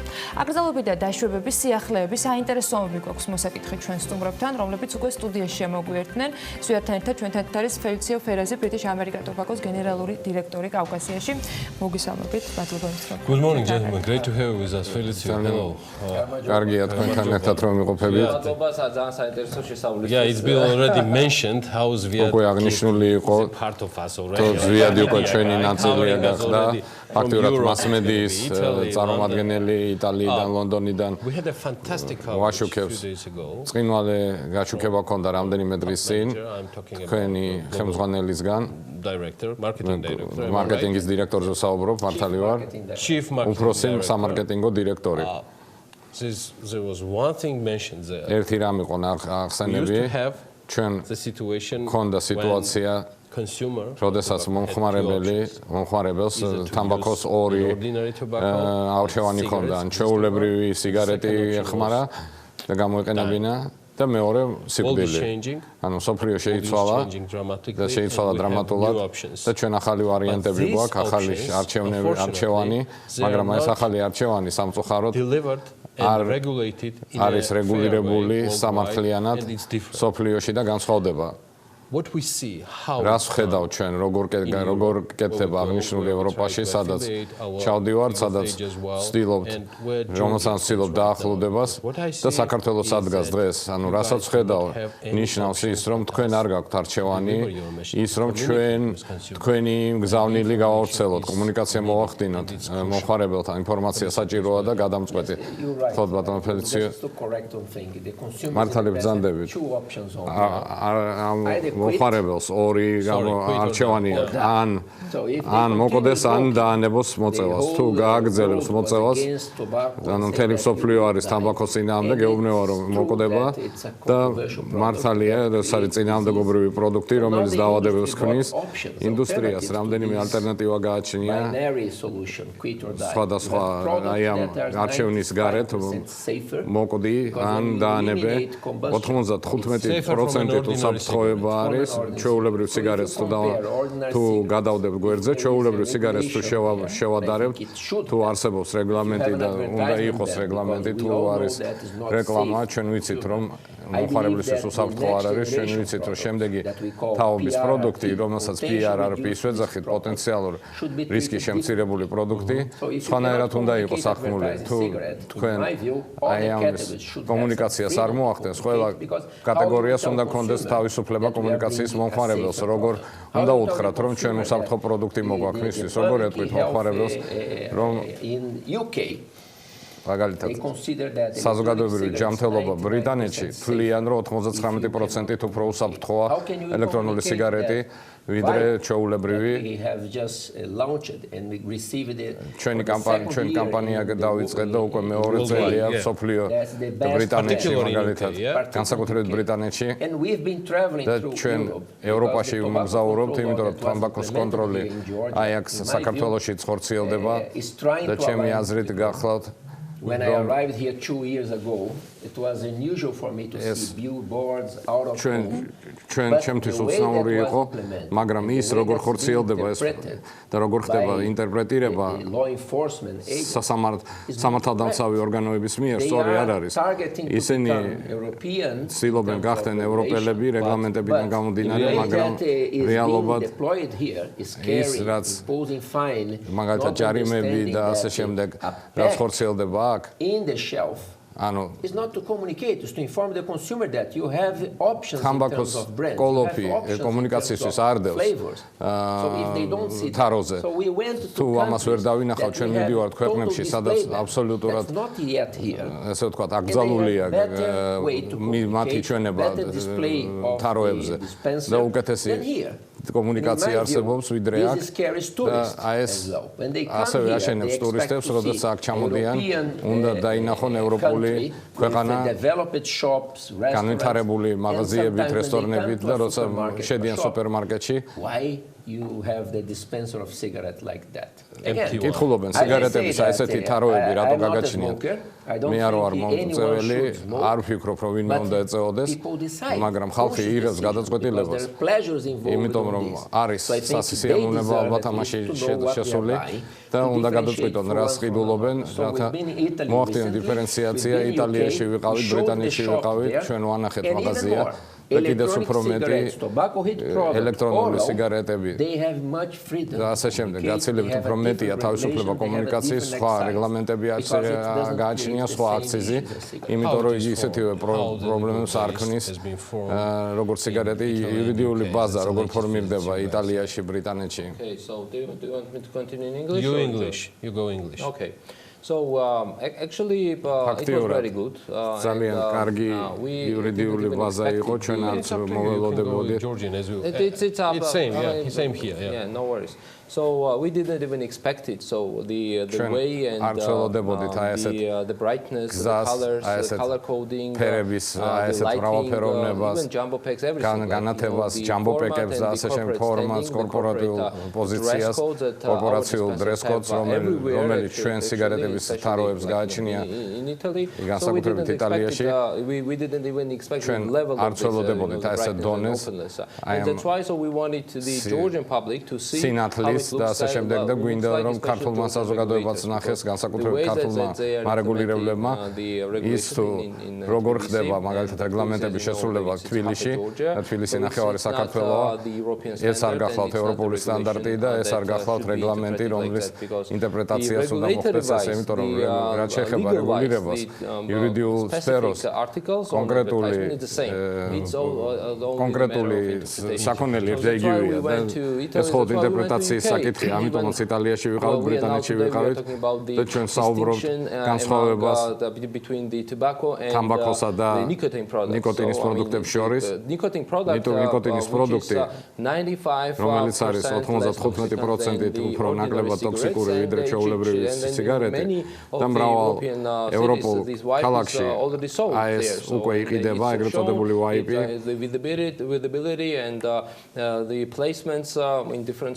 სხვადასხვა მაღაზიებში, სხვადასხვა ადგილას არის განთავსებული, ასევე ძალიან ლამაზად და განათებულ ატმოსფეროში. ჩვენ საქართველოში ყველაფერი ერთ ქვაბში იხარშება. ჩვენ გვინდა ამის რეგულირება, ჩვენ გვინდა ანალოგიური რეგულაციები, ისეთივე რეგულაციების ინტერპრეტაცია, როგორიც გაგვაჩნია ევროპაში, მაგრამ ჯერ არ აგვაქვს საქართველოში. კვლევისა და განვითარების ინსტიტუტში ვიყავით ბრიტანეთში. 200 მეცნიერი მუშაობს. მე ინტერვიუ ნახე, რომელმაც ჩვენმა სამეცნიერო ხელმძღვანელმა განაცხადა, ნიკოტინი შეიძლება სხვა პროდუქტებში აღმოაჩინოთ. დაუშვათ, შეიძლება იყოს ბადრიჯანში, შეიძლება იყოს კარტოფილში, ეს არის სტიმულანტი, ნიკოტინი არის სტიმულანტი, მაგრამ თუ ნიკოტინის დიდ მოცულობას მოიხმართ, კარგი არ არის თქვენთვის და ამიტომაც სამს რომ ამასაც უნდა გააჩნდეს რეგლამენტები. ზრუნვის თვალსაზრისით და ასე შემდეგ, მაგრამ ეს არის კოფეინის გავსე. თუ ძალიან ბევრ ყავას დალევთ, ეს კარგი ნამდვილად არ იქნება. გულის პრობლემები შეიძლება შეგექმნათ. მე ვფიქრობ, რომ ეს უნდა იყოს საქმელი, რომ ნიკოტინი არ არის თამბაქო. ეს ადვილად ამოდის თამბაქოდან, მაგრამ შეგიძლია სხვა პროდუქტებიდანაც მიიღოთ ნიკოტინი. მანამდე ზვიადმა ბრძანა მინდა მესაუბრა, როცა დავასრულებთ ჩვენ საუბარს იურიდიულ ბაზაზე. ანუ ბრიტანეთში როგორ ხდება, იტალიაში როგორ ხდება ინფორმირებულობა, გაყიდვები გარეთ თუ შიგნით.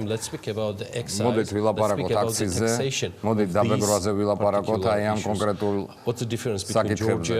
რა განსხვავებაა საქართველოსა და მსოფლიოს სხვა ნაწილებს შორის, სადაც ვცდილობთ ჩვენი ევროპულ კანონმდებლობაზე ვსაუბრობთ. ანუ ევროპის კანონმდებლობაში და რეგლამენტებში და აქციზებში რა ხდება, მე ისინი იხილავენ რისკის სპექტრს. თუ სიგარეტს 100%-ს მივაწერთ, თუ 100%-ია მაგალითად აქციზის რეგლამენტების ვასწავლეთ, როდესაც ჩადიხართ თამბაქოს პროდუქტამდე, ელექტრონულ სიგარეტზე და both excise and regulatory framework. და მარეგულირებელი ჩარჩოები განსხვავებული უნდა To იყოს. give you an example, most of the countries უმრავლესობა either have ქვეყნებში zero excise ან ნული აქვს აქციზი აი ელექტრონულ სიგარეტზე, იმიტომ რომ იციან რომ ეს კარგია თუ ამაზე გადავა მოხმარებელი, ანუ სტიმულირება ინდუსტრიის რომ წარმოება. It varies from 20 to 40%. რაც თამბაქოს პროდუქტი 10%-ია, თამბაქოს პროდუქტი 10-დან 20%-მდე. იმიტომ რომ ეს უნდა ახლო იქნას როგორც უკეთესი ალტერნატივა სიგარეტებაზე და ამას ხედავ ზოგიერთ ქვეყნებში აღნიშნული იყიდება აფთიაქებში. იმიტომ რომ ეს არის ალტერნატივა ადამიანებს, ვისაც სურს დაანება. And one more thing to beat the myth about the nicotine itself because ნიკოტინთან დაკავშირებით პროდუქტს რომელს განახებთ იგი შეიცავს მხოლოდ ნიკოტინს და მეც არაფერს და საზოგადოება შეუძლია ნახოს ვიდეო რომელსაც ვანახებთ იქიდან ნათელია რომ შეწოვის ორთქლის შეწოვის დროს არის ზიანი აი მაშინ გამოდის ტოქსიკური ნივთიერებები მაგრამ ნიკოტინის მიღება თამბაქოდან ან ნებისმიერი სხვა საშუალებიდან ეს ისეთივე მაგალითად მაზიანებელია როგორც კოფეინი კოკა-კოლაში ყავაში და ამიტომაც რაც აღნიშნა ფელიციომ და ბრიტანეთში და იტალიის თვალსაზრისით იყიდება ეს აფთიაქებში და ძალიან კარგი ინსტრუმენტია რომ დაანებოს ადამიანმა მოწევას თავი და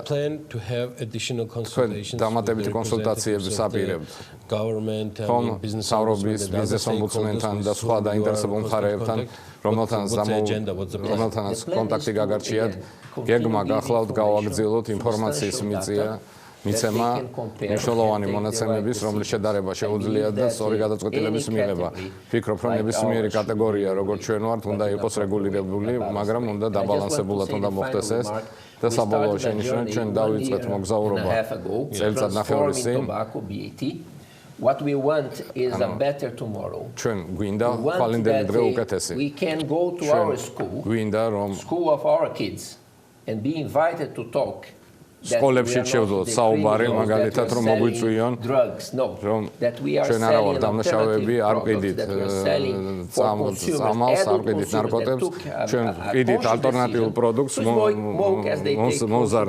მოზრდილ მომხმარებელზე რომელიც აკეთებს მაგალითად არჩევანს ისეთივეს როგორც დალიოს მოიხმაროს შაქარი თუ ასე შემდეგ ჩვენ ვცდილობთ მივაწოდოთ მომხმარებელს უსაფრთხო პროდუქტი რომელსაც წარსულში და წარსულში ამას ვერ ვიტყოდით და ეხლა გვაქვს აღნიშნული შესაძლებლობა. Thank you. ძალიან დიდი მადლობა. British American Tobacco-ს გენერალური დირექტორი კავკასიაში და ასევე British American Tobacco-ს კორპორატიული და იურიდიული მიმართულების ხელმძღვანელი დირექტორი ზვიად ხვიტარიძე ვსტუმრობდნენ. ჩვენ გადავალთ შემდეგ თემაზე, მაგრამ 1-2 წელიწადია რაც ფელიციო გავიცანი არის საქართველოში და მაგრად მიხარია რომ საქართველოშივე შეუსრულდება 50 წელი და იუბილე, რომელსაც აღნიშნავს ამ რამდენიმე დღეში. მე მიხარია რომ მასთან ურთიერთობა ჩამომიყალიბდა და ჩამოვიყალიბდა ის რომ ასეთი დონის მენეჯერი პიროვნულ თვისებებზე საქმიან ეთერში ბევრს არ დაგაკავებთ. პიროვნული ურთიერთობა კიდევ სხვა არის ეთერს მიღმა, არის საქართველოში და უზიარებს იმ თავის ძალიან დიდ გამოცდილებას, რაც ურთულესი ინდუსტრიის მართვას უკავშირდება და მადლობა მას და მილოცვები BMG-სგან კიდევ ერთხელ. დიდი მადლობა. მადლობა სტუმრობისათვის და საინტერესოებისათვის. კორონავირუსი მარტივი არც სოფლიოსთვის და არც საქართველოსთვის იქნება გლობალურ პროგნოზებში უკვე გამოჩნდა მსოფლიო ეკონომიკური ზრდის შემცირების ტენდენცია. რა ახდენს გავლენას კონკრეტულად საქართველოზე და რა გამოგრჩა საპენსიო რეფორმის კუთხით ვირუსის მდგრადი დღის წესრიგის ფონზე. ამ კითხვაზე პასუხებს საქმიანი დიდის ანალიტიკაში მიიღებთ, რომელსაც ტრადიციულად რამდენიმე წუთში ანე კვანჭელაშვილი წარმოგიდგენთ.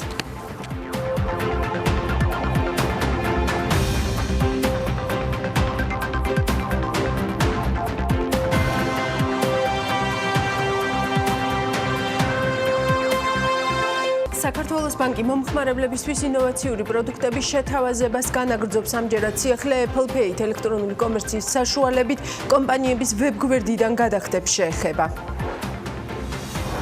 სამხრეთ ამერიკაში დელტას მიერ წარმოებული სეტყვის საწინააღმდეგო სისტემის ექსპორტი ხორციელდება. ამის შესახებ ინფორმაცია უჩა ძოძუაშვილმა გაავრცელა. მანვე გუშინ Facebook-ზე დაწერა, რომ დელტას გენერალური დირექტორის თანამდებობა დატოვა. როგორც მე ვიცი, სემეკის გეგმების თანახმად მოსახლეობისთვის გაზზე სამომხმარებლო ტარიფის გაზრდა არ იგეგმება. ამის შესახებ BMG-ის სოკარ ჯორჯია გაზის დირექტორმა აზერ მამადოვმა განუცხადა. მისივე თქმით, სემეკი სამომხმარებლო ტარიფებს 1 ივლისისთვის დაადგენს.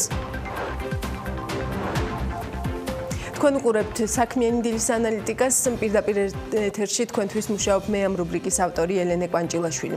ზუსტად 3 დღის წინ BMG-ის ანალიტიკოსმა შოთა ტკეშელაშვილმა დიდი ამბავი გახეთქა, კერძოდ აღმოაჩინა, რომ სეფში საპენსიო სააგენტოს მიერ განთავსებული თანხა ერთ დღეში 236 მილიონი ლარით შემცირდა.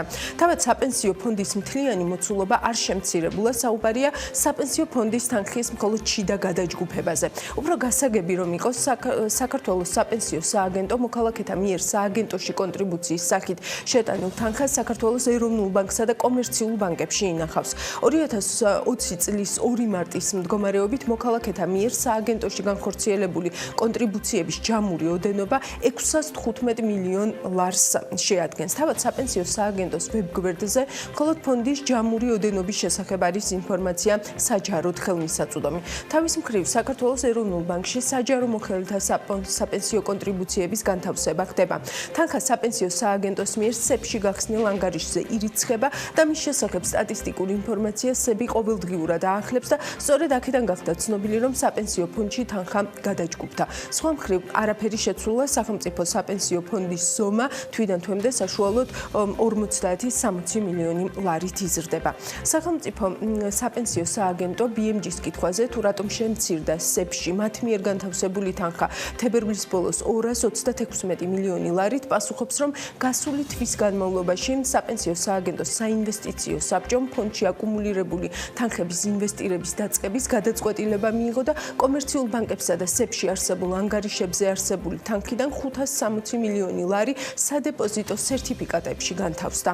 ამასთანავე ირკვევა, რომ სააგენტოს საინვესტიციო საბჭომ დროებით ერთი თვის ვადით მთავარი საინვესტიციო ოფიცრის სტატუსი მიენიჭა დავით ციკლაურს, რომელმაც აღნიშნული ტრანზაქციები განახორციელა. 560 მილიონი ლარის ღირებულების სადეპოზიტო სერტიფიკატების შესყიდვის ოპერაციის განხორციელების შემდეგ დავით ციკლაურმა სახელმწიფო საპენსიო სააგენტოს მთავარი საინვესტიციო ოფიცრის პოსტი დატოვა. ის 3 თებერვლიდან 3 მარტამდე ასრულებდა მთავარი საინვესტიციო ოფიცრის მოვალეობას. 2020 წლის 22 იანვარს საქართველოს საპენსიო სააგენტოს საინვესტიციო საბჭოს სხდომაზე დაამტკიცეს საინვესტიციო პოლიტიკის დოკუმენტი, რომლის საფუძველზეც მალევე 2020 წლის თებერვალში საპენსიო სააგენტომ 560 მილიონი ლარი კომერციული ბანკების სადეპოზიტო სერტიფიკატებში გადაიტანა. თუმცა, როგორც ირკვევა, ეს საინვესტიციო პოლიტიკის დოკუმენტი მხოლოდ დროებითია და სავარაუდოდ ის მხოლოდ თანხის სადეპოზიტო სერტიფიკატებში გადატანისთვის დამტკიცდა. ამაზე მიუთითებს ისიც, რომ თავად აღნიშნულ დოკუმენტში ძირითადად საუბარი სწორედ სადეპოზიტო სერტიფიკატებზეა. ამ დოკუმენტის მიხედვით განსაზღვრულია აქტივების მხოლოდ 3 კატეგორია, რომელშიც საპენსიო სააგენტოს თანხა შეიძლება იყოს განთავსებული. ესენია ვადიანი დეპოზიტები საქართველოს კომერციულ ბანკებში, მიმდინარე დეპოზიტები საქართველოს კომერციულ ბანკებში, საქართველოს კომერციული ბანკების სადეპოზიტო სერტიფიკატები.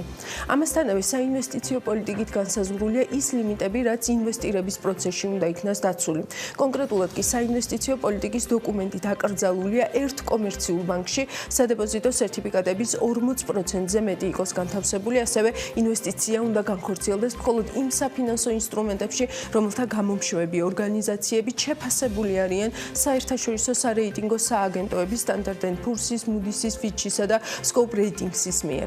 ამასთან მინიმალური შეფასება უნდა იყოს CCC და უფრო მეტი, ნათქვამია საინვესტიციო პოლიტიკის დოკუმენტში. თავად საპენსიო სააგენტოს განცხადებაში გვითხრეს, რომ მათი არჩევანი სადეპოზიტო სერტიფიკატზე შეჩერდა, იმიტომ რომ მას სხვა საფინანსო ინსტრუმენტებთან შედარებით უფრო მაღალი, საშუალოდ 14.9%-იანი ამონაგები აქვს. რამდენიმე დღის წინ საქართველოს ეროვნული ბანკის პრეზიდენტმა კობა გვენეტაძემ BMG-ს განუცხადა, რომ საინვესტიციო პოლიტიკის საბოლოო დოკუმენტი ამ დრომდე შეთანხმების ფაზაშია. საბოლოო დოკუმენტის შეთანხმების და განხილვის პროცესში მე ვერ გეტყვით ზუსტად როდის მოხდება მისი დამტკიცება. ეს თქვა სების პრეზიდენტმა კობა გვენეტაძემ. დაგროვებითი პენსიების შესახებ კანონის მიხედვით საქართველოს საპენსიო სააგენტოს ინვესტირება საინვესტიციო პოლიტიკის დოკუმენტის მიხედვით უნდა მოხდეს, თუმცა ამ დრომდე საპენსიო სააგენტოს აღნიშნული დოკუმენტი დოკუმენტი არ აქვს, საინვესტიციო პოლიტიკის დოკუმენტის შემუშავება საინვესტიციო საბჭოს ვალდებულებას წარმოადგენს, რომელიც 5 კაციანი შემადგენლობაც საქართველოს პარლამენტმა 2019 წლის 11 მაისს დაამტკიცა. ერთ-ერთი მნიშვნელოვანი ფაქტორი, რის გამოც თანხის ინვესტირების დაწყება ასე გაჭიანურდა, თავად მთავარი საინვესტიციო ოფიცრის თანამდებობის ვაკანტურობაა სააგენტომ რამდენჯერმე გამოაცხადა ამ პოსტზე კონკურსი, თუმცა ამ დრომდე ამ პოსტზე არავინ არ არის დანიშნული. 2019 წლის 9 დეკემბერს საქართველოს საპენსიო სააგენტოს დირექტორმა ლევან სურგულაძემ თანამდებობიდან გადადგომის სურვილი საჯაროდ გამოთქვა. 2020 წლის 16 იანვარს კი მან თანამდებობა ოფიციალურად დატოვა. დირექტორის მოვალეობის შემსრულებლად კი მისი მოადგილე გიორგი ჭიჭინაძე დაინიშნა. პარალელურად მიმდინარეობს საჯარო კონკურსი, რომლითაც სააგენტოს ახალი დირექტორი უნდა შეირჩეს. ბესო ნამშავაძე იქნება დღეს ჩვენი პირველი სტუმარი, საერთაშორისო გამჭვირვალობა საქართველოს წარმოადგენს ჩვენს ეთერში. მადლობა ბესო, მოგესალმები. მადლობა რომ პასუხობთ ჩვენს კითხვებს. მოდი პირველ რიგში დავიწყოთ პირდაპირ იმით, რაც სრულიად უშუალოდ გეხება და მითხარი, რამდენად მნიშვნელოვანი არის გამჭვირვალობა ასეთ პროცესში, როდესაც ჩვენს ფულს ეხება საქმე და ვიცით, რომ ეს არ არის მარტივი რეფორმა და ისიც ვიცით, რომ საკმაოდ საკამათო რეფორმა არის დღემდე საქართველოში.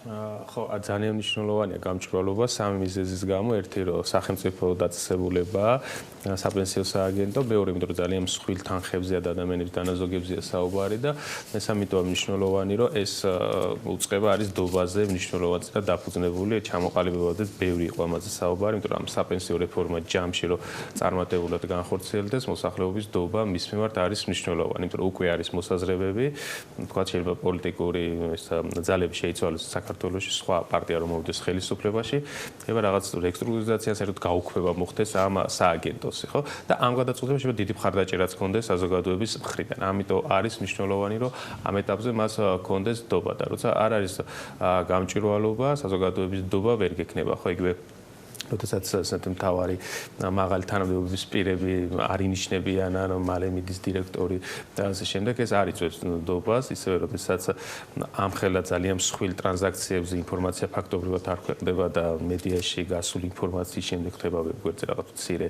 ტექსტის გამოქვეყნება, რომელ გამჭვირვალობაზეა საერთოდ საუბარი, ხო, ძალიან დაბალი დონე. აი ის რაც ჩვენ მოვყევით, ესე ვთქვათ, რა შთაბეჭდილებას გიქმნის, რა ხდება დღეს აი ამ ჩვენი ფულის ირგვლივ.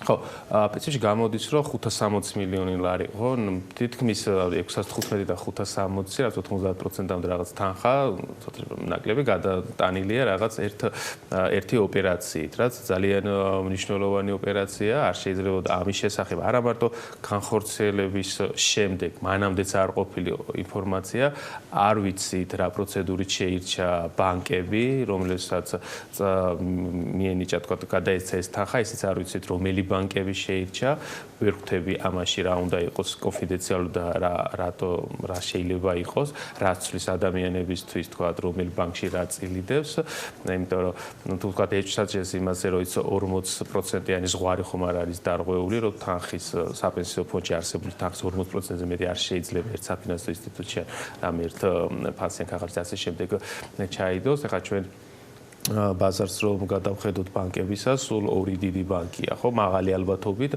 ამ ორ ბანკს შორის იქნება განაწილებული, ან შეიძლება ერთს კონდეს ძალიან დიდი წილი, ეს არის და ასე ანუ ეს პროცედურაც მნიშვნელოვანია, ხო, თქვა რისი მიხედვით გადაწყდა, ანუ პროცენტი არ არის ცუდი 14.9 რაღაცა წლიური პროცენტი საკმაოდ მაღალი პროცენტია, მაგრამ მაინც იქნებს სხვა ბანკი კიდე მზად იყო, რომ თქვა ცოტათი მეტი პროცენტი გადაეხადა და ანუ ეს პროცედურა უნდა ყოფილიყო ეს თქვა გამჭვირვალე.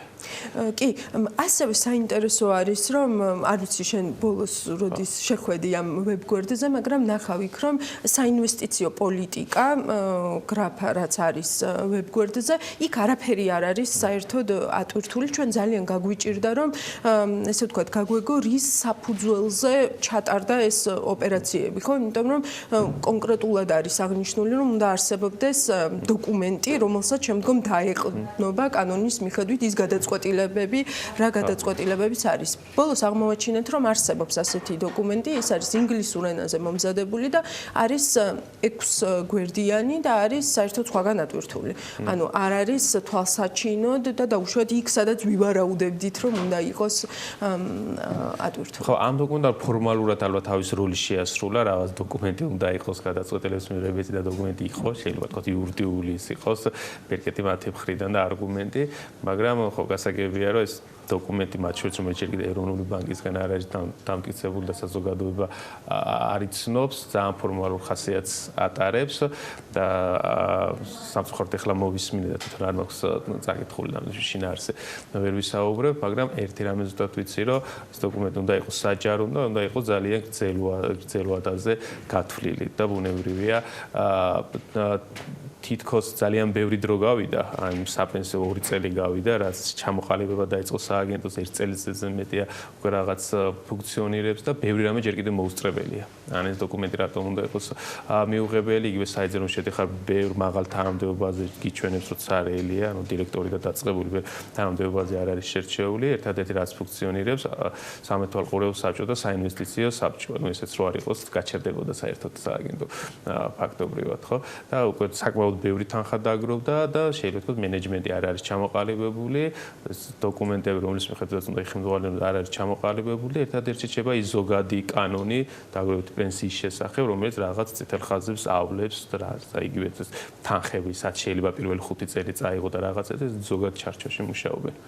ხო, და ბოლოსკენ მინდა რომ ვკითხო, აი რეკომენდაციის სახით რომ ვთქვათ და როგორ ფიქრობ, უნდა ყავდეს თუ არა სააგენტოს სპიკერი, რომელიც გასცემს ხოლმე საჯაროდ ღიად იმ კითხვებს პასუხებს, რა კითხვებიც შეიძლება ჩნდებოდეს, თუნდაც პროცედურებთან დაკავშირებით, თუნდაც კანონთან დაკავშირებით, თუნდაც იმ ბანკების ჩართულობასთან დაკავშირებით და ასე შემდეგ.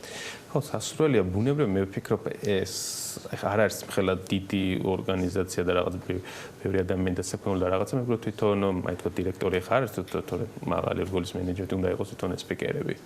და რაღაც პრეს სპიკერიც ალგე ყავდეს, რაღაცა უფრო კარგი იქნებოდა თვითონ ტოპ მენეჯმენტი, უფრო რომელიც არ ყავთ სამწუხაროდ, მაგრამ ყავდეს უფრო ხშირად ურთიერთობდეს მედიასთან და თქო ბრიფინგებს აწყობდეს და გვაცნობდეს. ხო, სპიკერში არ გულისხმობ ცალკე ადამიანს, გულისხმობ talking heads, ხო, ანუ იმას, ვინც ჩვენს კითხვებს პასუხს გაცემს და არ გაჭიანურდება, ესე ვთქვათ, იმიტომ რომ ჩვენ თვითონვე ახსენე, რომ ერთ-ერთი მთავარი არის სწორედ ნდობა და ხო, იმიტომ რაღაც პერიოდში ესეთი მართვა აუცილებლად დააზარალებს და უკვე აზარალებს ამ თვითონ უწყება და თვითონ ამ რეფორმას, რადგან თვითონ თავრობა დიდ იმედებს ამყარებდა, თუ ამ რეფორმამ ნდობა ვერ მოიპოვა, ფონდმა მას მომავალი არ ექნება უბრალოდ.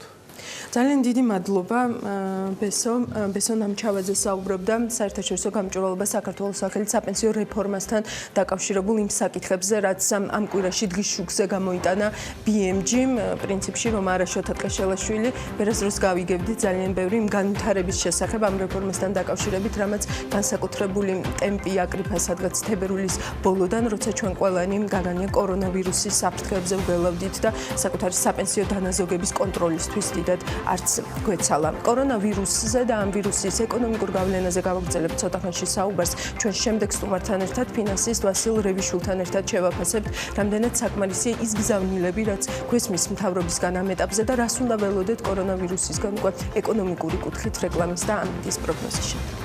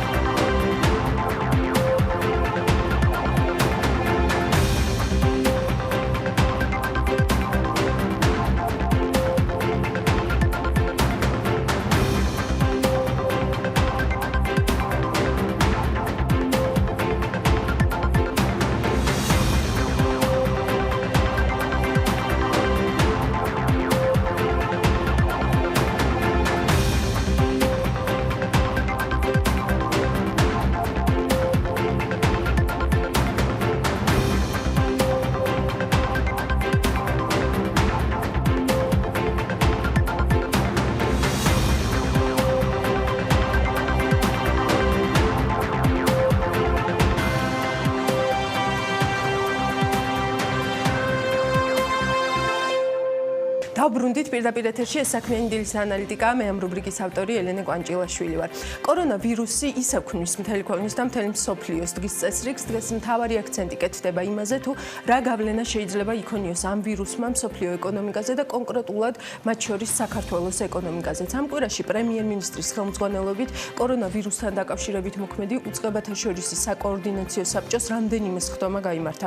გუშინდელი მთავრობის სხდომაც კორონავირუსის თემით გაიხსნა და მას მალევე მოჰყვა ინფორმაცია საქართველოში მეოთხე შემთხვევის გამოვლენის შესახებ. დღეისთვის უკვე ვიცით, რომ 9 შემთხვევა არის უკვე ოფიციალურად დადასტურებული ჩვენს ქვეყანაში. კვირის დასაწყისში მთავრობის ეკონომიკურმა გუნდმა უწყებათა შორისი საკოორდინაციო საბჭოს სხდომაზე წარადგინა ინფორმაცია კორონავირუსის გავრცელების შედეგად მსოფლიოში არსებულ ეკონომიკურ ტენდენციებზე და საქართველოს ეკონომიკაზე მისი პოტენციური გავლენის შესახებ. საქართველოს პრემიერ-მინისტრმა ეკონომიკურ გუნდს დაავალა ეროვნულ ბანკთან ერთად შეიმუშაოს სპეციალური გეგმა ქვეყნის ეკონომიკაზე ვირუსის შედეგად შესაძლო უარყოფითი ზემოქმედების მინიმუმამდე დაყვანის მიზნით. როგორც საქართველოს მთავრობის ადმინისტრაციის მიერ გავრცელებული ინფორმაციიდან ამოვიკითხეთ, სხდომაზე განსაკუთრებული ყურადღება გამახვილდა მოსახლეობის ინფორმირებულობის მნიშვნელობაზე და აღნიშნა, რომ მთავრობა ყველაფერს აკეთებს გატარებული ღონისძიებებისა და პრევენციული მოქმედებების შესახებ საზოგადოების ინტენსიურ რეჟიმში ინფორმირებისთვის. სწორედ ამ მიზნით დამატებით შეიქმნა სპეციალური ვებგვერდი www.stop.gov.g, სადაც თავსდება ინფორმაცია სახელმწიფოს მიერ განხორციელებული ყველა ღონისძიების შესახებ, ასევე ჯანმრთელობის მსოფლიო ორგანიზაციისა და საქართველოს ჯანდაცვის სამინისტროს რეკომენდაციებიც. ხედავთ ახლა ჩვენს მიერ მომზადებულ გრაფიკაზე, რომ ამ გვერდზე შეგიძლიათ გაეცნოთ რეკომენდაციებს, გაერკვეთ მითებში, რაც კორონავირუსის შესახებ ვრცელდება, მიიღოთ პასუხები ხშირად დასმულ კითხვებზე და ასე შემდეგ. ნამდვილად სასარგებლო რესურსია, თუ გავითვალისწინებთ იმასაც, რომ აქვე ჩაშენებულია ასევე მუდმივ რეჟიმში განახლებადი საიტი, რომელიც ჩაშლილად და აგრეგირებულად გვაწვდის ყველა იმ რიცხვს თუ გეოგრაფიულ ლოკაციას, რომელიც განსაკუთრებით მნიშვნელოვანია ამ ეტაპზე თითოეული ჩვენგანისთვის. მსოფლიო შეთანხმდა, რომ კორონავირუს გლობალურ ეკონომიკაზე გავლენა ექნება. ეს დაეთყო გლობალური ეკონომიკური ზრდის პროგნოზებს, რომლებიც შემცირებულია. გლობალური ეკონომიკური ზრდის ყველაზე მკვეთრი შენელების პროგნოზი ამ დროისთვის OECD-ს აქვს. კორონავირუსის გამო გლობალური ეკონომიკური ზრდის პროგნოზს ეკონომიკური განვითარებისა და თანამშრომლობის ორგანიზაციამაც გადახედა და ახალი პროგნოზით მსოფლიოში კორონავირუსის პანდემიური გავრცელება გლობალურ ეკონომიკურ ზრდაზე 1.5%-იან შემცირებით შეიძლება აისახოს. ეს თქვა, ამასთან ორგანიზაცია ყურადღებას ამახვილებს რისკზე, რომ ევროკავშირსა და იაპონიაში შესაძლოა რეცესიაც დაიწყოს. ვირუსის ფართო გავრცელება აზია-წყნარ ოკეანურ რეგიონში ისეთივე მასშტაბის მქონე, როგორც ჩინეთშია, შესაძლოა გლობალური ეკონომიკური ზრდა 2020 წელს 1.5%-ით შეამციროს. ეს ჩვენ მიერ 2019 წლის ნოემბერში პროგნოზირებული გლობალური ზრდის ფაქტობრივად განახევრება იქნება. შემზღუდავი ქმედებები და მოქალაქეთა მიერ ნდობის შემცირება მძიმე დაისახება როგორც წარმოებაზე, ასევე ხარჯვაზე. მის შედეგად შესაძლოა ევროკავშირსა და იაპონიაში რეცესია დაიწყოს. ეს არის ნათქვამი OECD-ს შეფასებაში. გალტენ ტაგარტმა გავლენა უშუალოდ საქართველოზე შეაფასა და რამდენიმე ძალიან საინტერესო დასკვნა მინდა შეგახსენოთ სტუმართან ჩვენი საუბრისთვის. მნიშვნელოვანი იქნება ამ მიგნებების კიდევ ერთხელ კარგად და მკაფიოდ ჩამოყალიბება. პირველი, ტურიზმზე უარყოფითი გავლენა იქნება იმის მიუხედავად, თუ რამდენ ხანს გაგრძელდება ვირუსის მოქმედება და ჩვენ ვაკვირდებით უკვე ტურიზმის წარმომადგენლების აქტიურ განცხადებებს, თუ რამხელა ზიანი ადგებათ. ამ კვირაში ჰოტელიერებმა საერთო წერილი მოამზადეს ეკონომიკის მინისტრის სახელზე და ითხოვენ როგორც კომერციულ ბანკებთან შუამდგომლობას, ისე ქონების გადასახადის გადავადებას. საქართველოს დროებით შეაჩერა პირდაპირი ფრენები ჩინეთთან და ირანთან, მიუხედავად იმისა, რომ ამ ქვეყნების წილი ჯამურად ვიზიტორებსა და ტურიზმიდან შემოსავლებში შედარებით მცირეა, კორონავირუსთან დაკავშირებული პანიკა სხვა ქვეყნების ვიზიტორებსაც ხელს უშლის მოგზაურობაში, რაც მნიშვნელოვნად ზრდის ტურიზმის სექტორის დანაკარგებს. გალტენ ტაგარტის დასკვნით, ამ ეტაპზე ზუსტი გათვლების წარმოება თუ რამხელა შეიძლება იყოს საბოლოო ჯამში ეს დანაკარგი შეუძლებელია. მეორე, ტურიზმის შემცირებას უარყოფითი გავლენა ექნება უძრავი ქონების ბაზარზე, რადგან შესაძლოა შემცირდეს გაკიდვები, მათ შორის უცხოელების მიერ უძრავი ქონების შეძენის ტენდენცია. შესაბამისად, მოსალოდნელია, რომ შენელდება ბინების მშენებლობა, მაგრამ საჯარო ინფრასტრუქტურის მშენებლობამ შესაძლოა მეტნაკლებად დააბალანსოს მთლიანად მშენებლობის სექტორის მზრდის შენელება. მესამე, კორონავირუსის კიდევ ერთი შედეგი ის არის, რომ მის გავრცელებასთან ერთად მცირდება ნავთობის მსოფლიო ფასი, რაც ნავთობის იმპორტიორი საქართველოსთვის არის დადებითი მომენტი ამ ეტაპზე, თუმცა ამ ფასის მნიშვნელოვანმა ვარდნამ საქართველოსთვის უარყოფითი შედეგები შეიძლება მოიტანოს. მის მეზობელ ყველაზე მსხვილ სავაჭრო პარტნიორებს რუსეთს და თურქეთს შემოსავლები იმდენად შეუმციროს, რომ ეს საქართველოსთან ვაჭრობაზეც უარყოფითად აისახოს. დაამხოს, როგორც ვთქვათ, ეს მოხდა იგივე 2015-2016 წლებში. მეოთხე, ტურიზმის სექტორის მოსალოდნელ კლებას შეიძლება უარყოფითი გავლენა ჰქონდეს ლარზე, თუმცა აქ ალბათ უნდა ვთქვათ, რომ ეროვნულ ბანკს აქვს ინსტრუმენტები, რომ გაუფასურება რაც უკიდურეს წერტილამდე არ მიიყვანოს. მეხუთე, თუ კორონავირუსის საფრთხე შენარჩუნდება, მსოფლიო ფასები საქონელზე დაეცემა, რამაც გალტენ-დაკარდის შეფასებით შეიძლება გამოიწვიოს საქართველოში ფასების მკვეთრი ზრდა სუსტი მოთხოვნის ფონზე ადგილობრივ ბაზარზე და ბოლოს ტურიზმის შემოსავლების მკვეთრი შემცირების ფონზეც გალტენ-დაკარდს მიაჩნია, რომ მთავრობას და ეროვნულ ბანკს აქვს საკმარისი მექანიზმები, რომ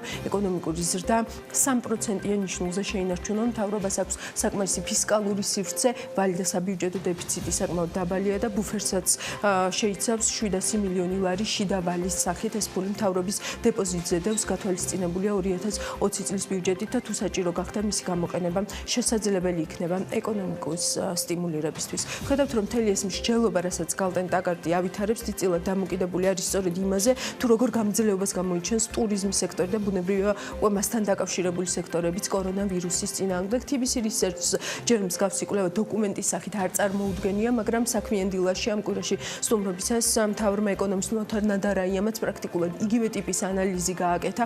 მისი საუბრიდან ერთი მოსმენით ის დასკვნა გამოიტანა, რომ გალტენ-დაკარდის შეფასებები ოდნავ უფრო კონსერვატულია ვიდრე TBC-ს, მაგალითად იგივე ეკონომიკური ზრდის ნაწილში TBC ამბობს, რომ სხვა თანაბარ პირობებში 3.9%-ით შეიძლება იყოს ეკონომიკური ზრდა.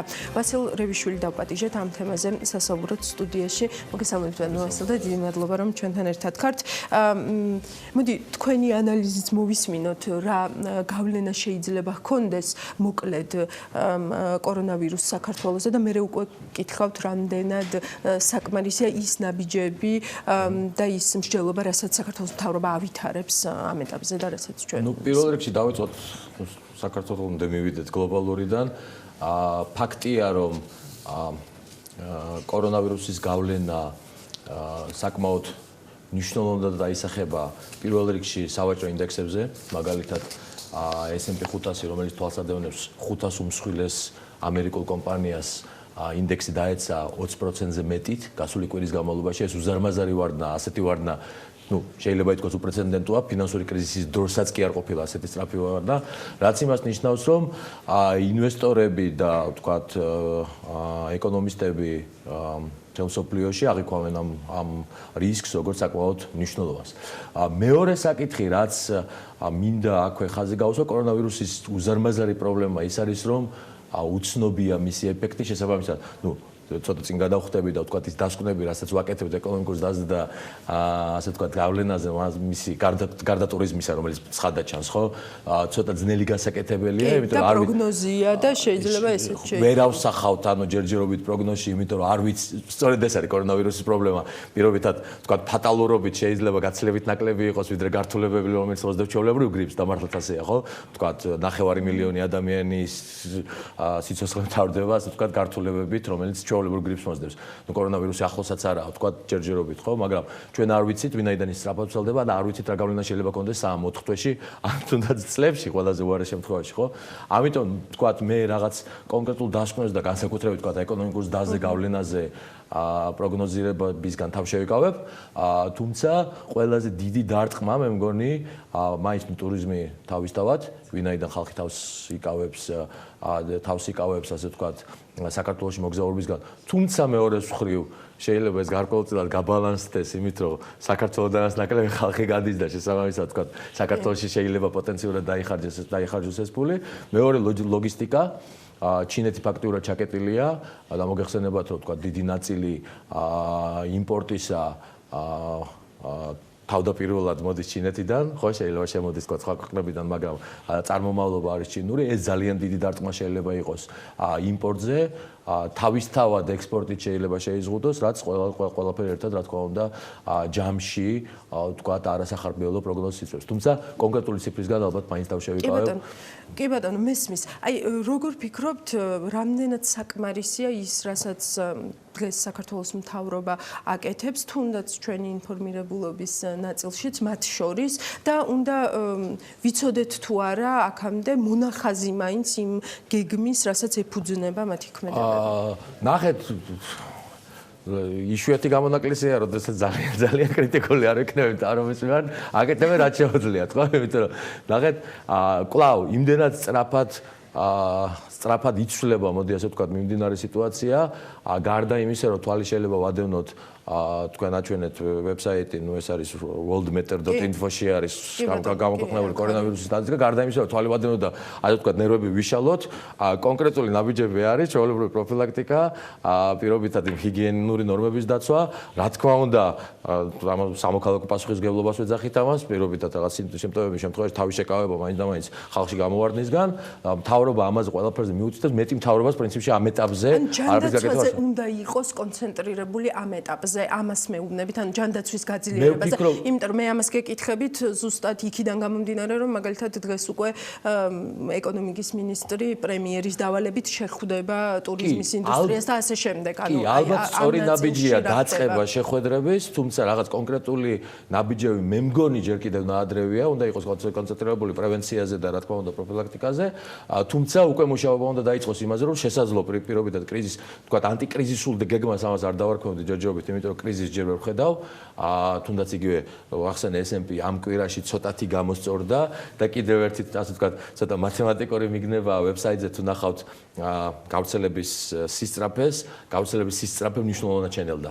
ხო? ანუ კлау, რა თქმა უნდა, იზრდება, რიცხობრივად იზრდება მნიშვნელოვნად, მაგრამ თუ შევხედავთ ეგრეთ წოდებული გავრცელების სისწრაფეს, მნიშვნელოვნად, ანუ ჩვენ შეგვიძლია დავიწყოთ ფიქრი ანტიკრიზისულ გეგმაზე, თუმცა ჯერჯერობით მისი ასე ვთქვათ, ამოქმედება ალბათ ცოტათი ნაადრევია, ცოტათი უფრო შეიძლება პირიქით უფრო პანიკური რეაქცია ქონდეს, ვიდრე სწორი რეაქცია. ანუ ტურიზმის სექტორი, რა თქმა უნდა, არის ერთ-ერთი ჯერჯერობით ერთადერთი ალბათ, რომელსაც მნიშვნელოვნად აშკარად ჩანს და ალბათ ძრო არის, რომ რაღაც ვთქვათ, პირობითად თუნდაც იგივე გადასახადო შეღავათებზე იყო საუბარი და ეს ვთქვათ ამოქმედდეს, ან მორატორიუმი ამოქმედდეს, უფრო შეღავათები ნაკლებად. დანარჩენ სექტორებს რაც შეეხება, ალბათ ჩვეულებრივი მუშაობიდან გაგრძელდეს, თუმცა რა თქმა უნდა გავითვალისწინოთ ის, რომ დიდი ალბათობით, თქვა რაღაც მცირე გავლენა თუნდაც იგივე იმპორტერებზე და ექსპორტერებზე აუცილებლად იქნება. დიდი მადლობა. მადლობთ ვასილ რევიშვილს უსმენდით პირდაპირ ეთერში. ჩვენი საუბრის თემა იყო კორონავირუსი და მისი გავლენა საქართველოს ეკონომიკაზეც და მის მიღმაც მთელ მსოფლიოზე. დიდი მადლობა ვასილ, ძალიან საინტერესო დიალოგისთვის. და გადაცემის ბოლოს კიდევ ერთხელ შევაჯამოთ, რა ითქვა ამ კვირაში მთავრობის და ბიზნესის მხრიდან კორონავირუსის გავლენასთან დაკავშირებით. დღევანდელი მდგომარეობით მე მარტში პერსონალს ხელფასებს ვერ გადავხდი. ეს არის ზოგადად ჩვენ სექტორში დასაქმებულია 100,000 ადამიანზე მეტი, მაგრამ კონკრეტულად შემიძლია ვთქვა, რომ ეხლა ლაპარაკი მიდის მინიმუმ 50,000 ადამიანის უხელფასოდ დატოვებაზე. არავინ არ ითხოვს სუბსიდირებას, არავინ არ ითხოვს ფული მომეცი და სახელმწიფომ რაღაცა მოგცეს.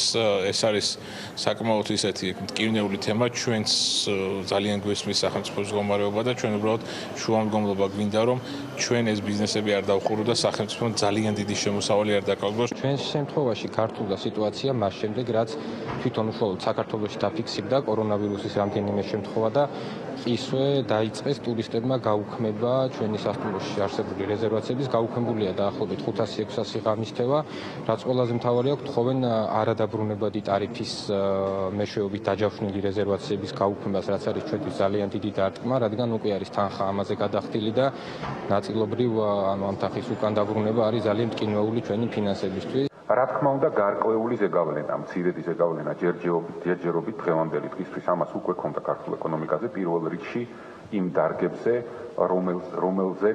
რომელიც პირდაპირ არის დაკავშირებული, რა თქმა უნდა, ტურიზმთან. ჩვენ კარგად გვესმის, რომ ეს პრობლემა მთავრობის მოსაგვარებელია, ჩვენ გამოვიყენებთ ყველა იმ ინსტრუმენტს, რომელიც მთავრობის ხელში არის, როგორც მონეტარული, ასევე ფისკალური თვალსაზრისით. მიუხედავად იმისა, რომ ქართულმა ეკონომიკამ ბოლო წლების განმავლობაში გლობალური გამოწვევების წინაშე შეიძინა სერიოზული მაკროეკონომიკური მდგრადობა, მიუხედავად ამისა, ჩვენ გვესმის, რომ ამ მიმართულებით ჩვენ საკმაოდ ფრთხილად უნდა ვიმოქმედოთ და ყველაფერი უნდა გავაკეთოთ იმისთვის, რომ ჩვენს ეკონომიკურ ზრდაზე ამ ვირუსის ზემოქმედებას ჰქონდეს მინიმალური ზეგავლენა. ამისთვის შესაბამისი დავალებები უკვე გაიცა, ეკონომიკის სამინისტრო უახლოეს დღეებში შეხვდება დარგს, პირველ რიგში ტურისტულ დარგს და იმ დარგებს, რომლებიც რომელიც გადაცემის ეფექტი ტურიზმიდან არის საკმაოდ სერიოზული და ჩვენ ერთობლივად ფინანსთა სამინისტროსთან და ეროვნულ ბანკთან ერთად გავაკეთებთ ყველაფერს იმისთვის, რომ ეს ზეგავლენა იყოს მინიმიზირებული. იმის დამიხედვით ნახავთ როგორ რამდენად ეს თქო მძიმე იქნება იმის დამიხედვით მონეტარული პოლიტიკის შერბილებაზე შეიძლება ვიფიქროთ. შეიძლება ასევე ვიფიქროთ რაღაცა ტიპის ფისკალ სტიმულზე, თუმცა ამ ეტაპზე მე მგონი ეს არ დაგვჭირდება. აუცილებლად შევხვდებით სასტუმროებს, მაგრამ არა მხოლოდ სასტუმროებს, არამედ ტურისტული ინდუსტრიის სხვა ჯგუფების წარმომადგენლებს, ტურისტული სერვისების წარმომადგენლებს, რადგან ეს არის კომპლექსური პრობლემა და ჩვენ ამაზე უნდა ვიმსჯელოთ. პირველ რიგში ამოცანა არის, რომ მოვისმინოთ რეალურად რა პრობლემების წინაშე დადგა ინდუსტრია, რომელი პრობლემებიც ასოცირებული არის სწორედ კორონავირუსთან, როგორც ახალ გამოწვევასთან. დღეს შედგება ეს შეხვედრა ტურიზმის ინდუსტრიასთან და ჩვენ რა თქმა უნდა აუცილებლად ანალიტიკაში გავაგრძელებთ ამ თემას. საქმიანი დილას ვასრულებ, ჯანმრთელობას გისურვებთ და შევხვდებით უკვე ანალიტიკაში.